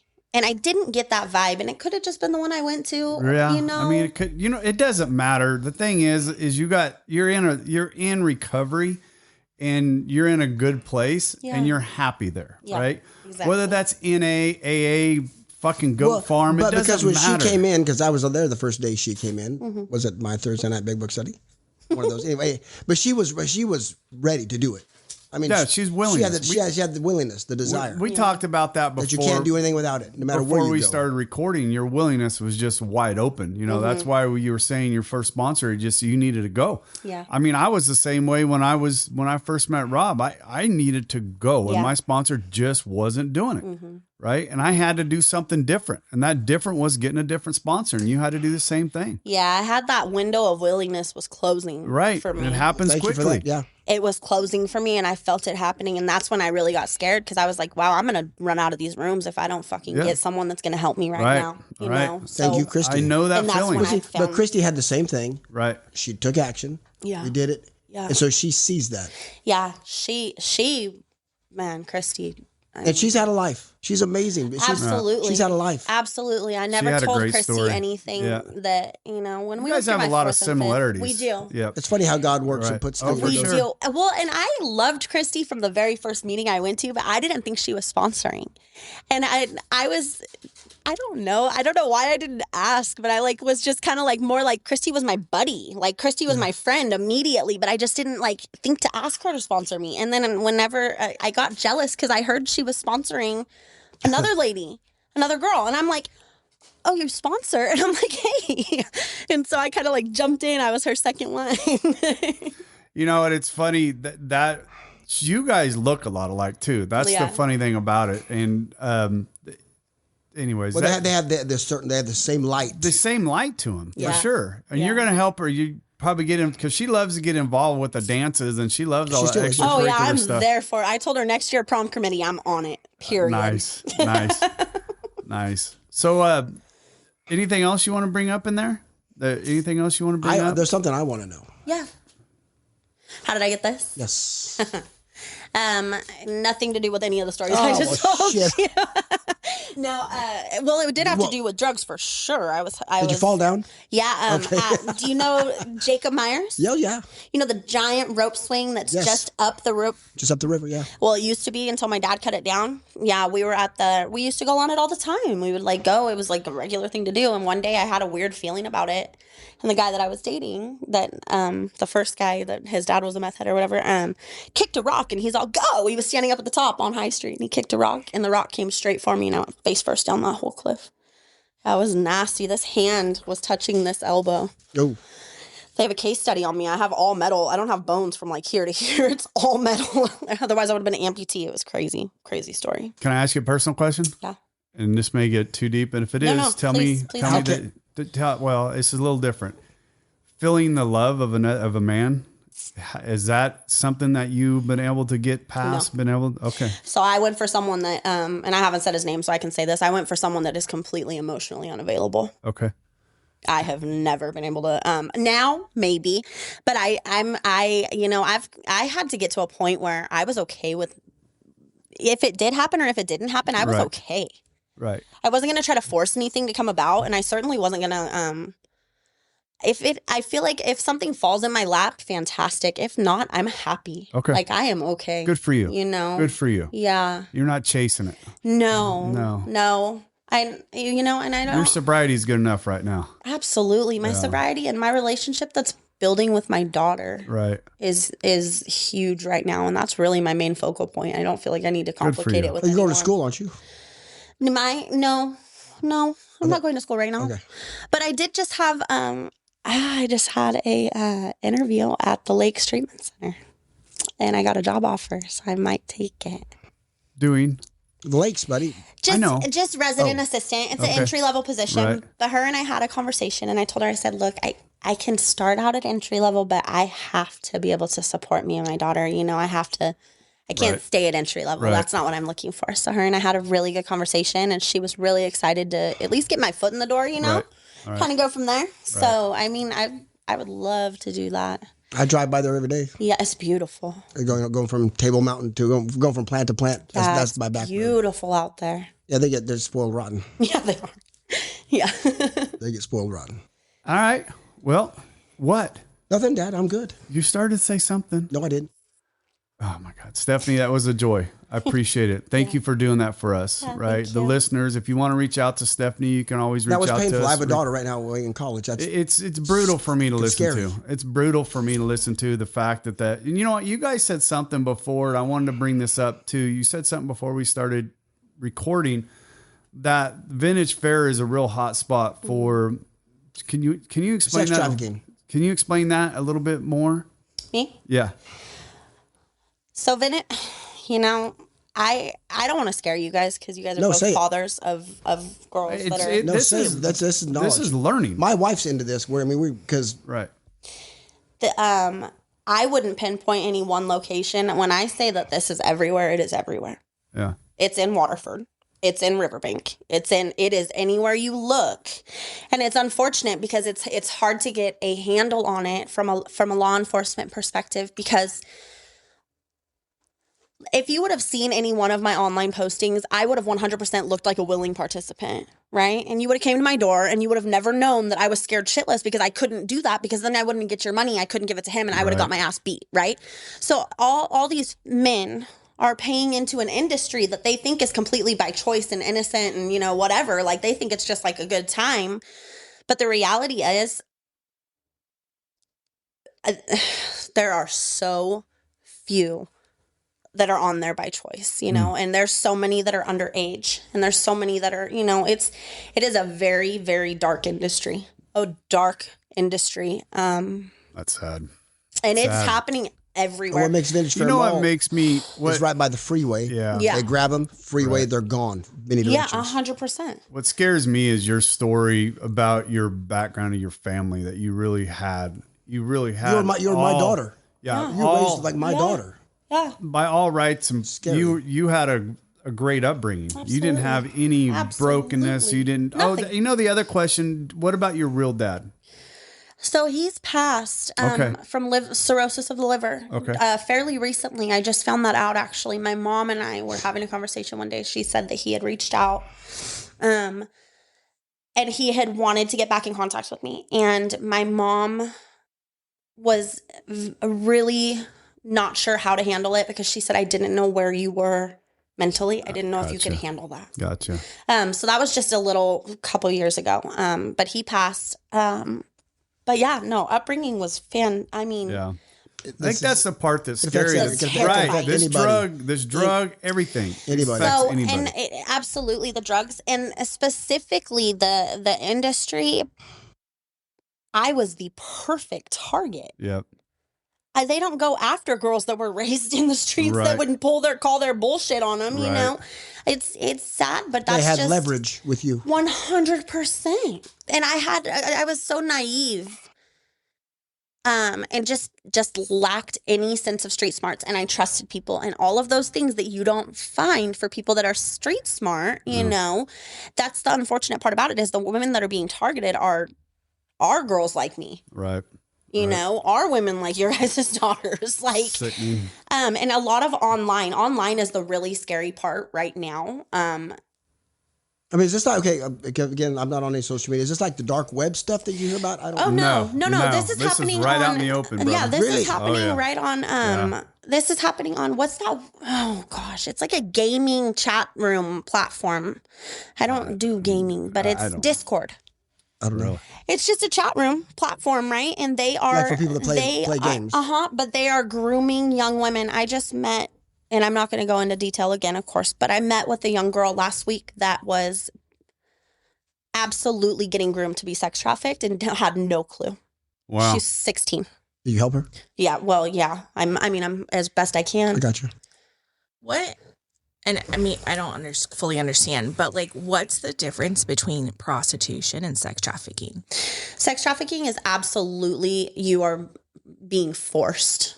And it's weird because I actually went through the program without permission. I knew I had a bunch of trauma that I needed to work on. And they specifically work with, it's the CSED program. So Commercial Sexual Exploitation Diversion Program.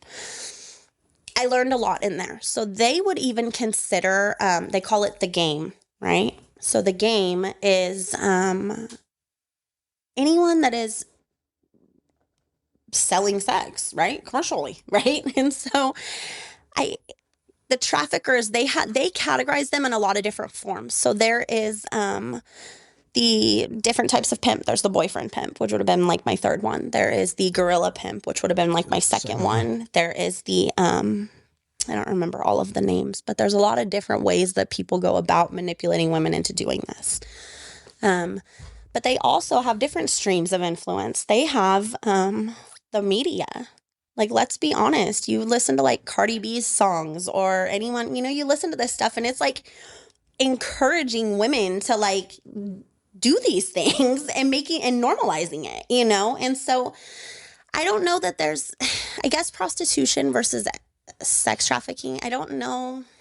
Would it be, because during the number 2, you had no power.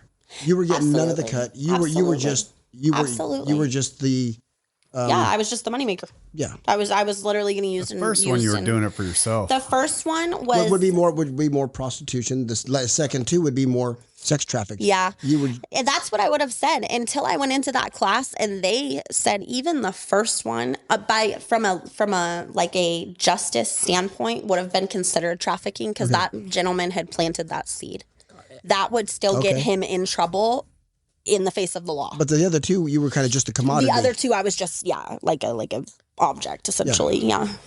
My last question was, do you think, and there's a lot of like studies around it with like sexual assault and stuff like that, and what kicks it off, but do you feel like that was the baseline of what was to come? MJC. At MJC. Just because there's statistics where it's like if your mom was assaulted, you're at a higher chance. If you get assaulted, you're at a higher chance to happen 2 to 3 more times during your lifetime. So I don't know that was necessarily a connection. At least not one that I had made. Like consciously, maybe? Maybe not consciously. Yeah. But I do, my life certainly wouldn't have spiraled the direction it did had that not happened. Right. You know, I wouldn't have been in that situation in the first place where I was at that desperate point, you know? So, I mean, yeah, in a sense, I haven't really made like the connection directly, you know, but it very well may have been because there was that extra sense of like self-consciousness and loss of self-worth. Yes, no value. I had no value. And that's what they prey upon. And that is what they saw. And they, you know, and I just was so low. And that was the stem point, like the starting point for all of that for me. Yeah. So, I mean, in a sense, yeah, I think they are connected. Yeah, that's that. You know, we went from, and I appreciate it. You know, the Recovery Unfiltered went to a little different way with this one, right? Yeah. And I'm happy we did. I'm not disappointed. No, we never have. And you know what? Anytime we can bring light to something like that, I'm completely. You got daughters. I have daughters. Yeah, I mean, but it also the recovery of you coming out of it, Absolutely. right? That you're going to have a great path of helping other people. You know what, Heather, that was in here once before with John, I told her the same thing. Please get involved. Please get involved because your story is going to help people. You know, I love to do what we do, what Rob and I do, because this came as a calling for me. This is what I want to do. This is how, whether it brings out what you did or just, you know, alcoholic or whatever it is, we're bringing some of this stuff to light. Yeah. And you know what? If you want to reach out to Stefani, you can reach out to us, Recovery Unfiltered Podcast at gmail.com. That's Recovery Unfiltered Podcast at gmail.com. So don't be afraid to reach out. If you want to get in touch with her, we will get in touch with her for you. All right. Guess what? We're going to come back and do another episode with Stefani. And then the next one is going to be a little bit lighter, though. Yeah. This one was heavy. Thank you for joining us today. We hope you learned something today that will help you. If you did not, come back next week and we'll try again. If you like what we heard, give us a 5-star review. If you don't like what you heard, kiss my... You can't say that, can you? Anyway, if you don't like what you heard, go ahead and tell us that too. We'll see what we can improve. We probably won't change nothing, but do it anyway. Hey, thanks, Rob. Come back next week and hopefully something will be different and something will sink in. Take care. This has been Recovery Unfiltered.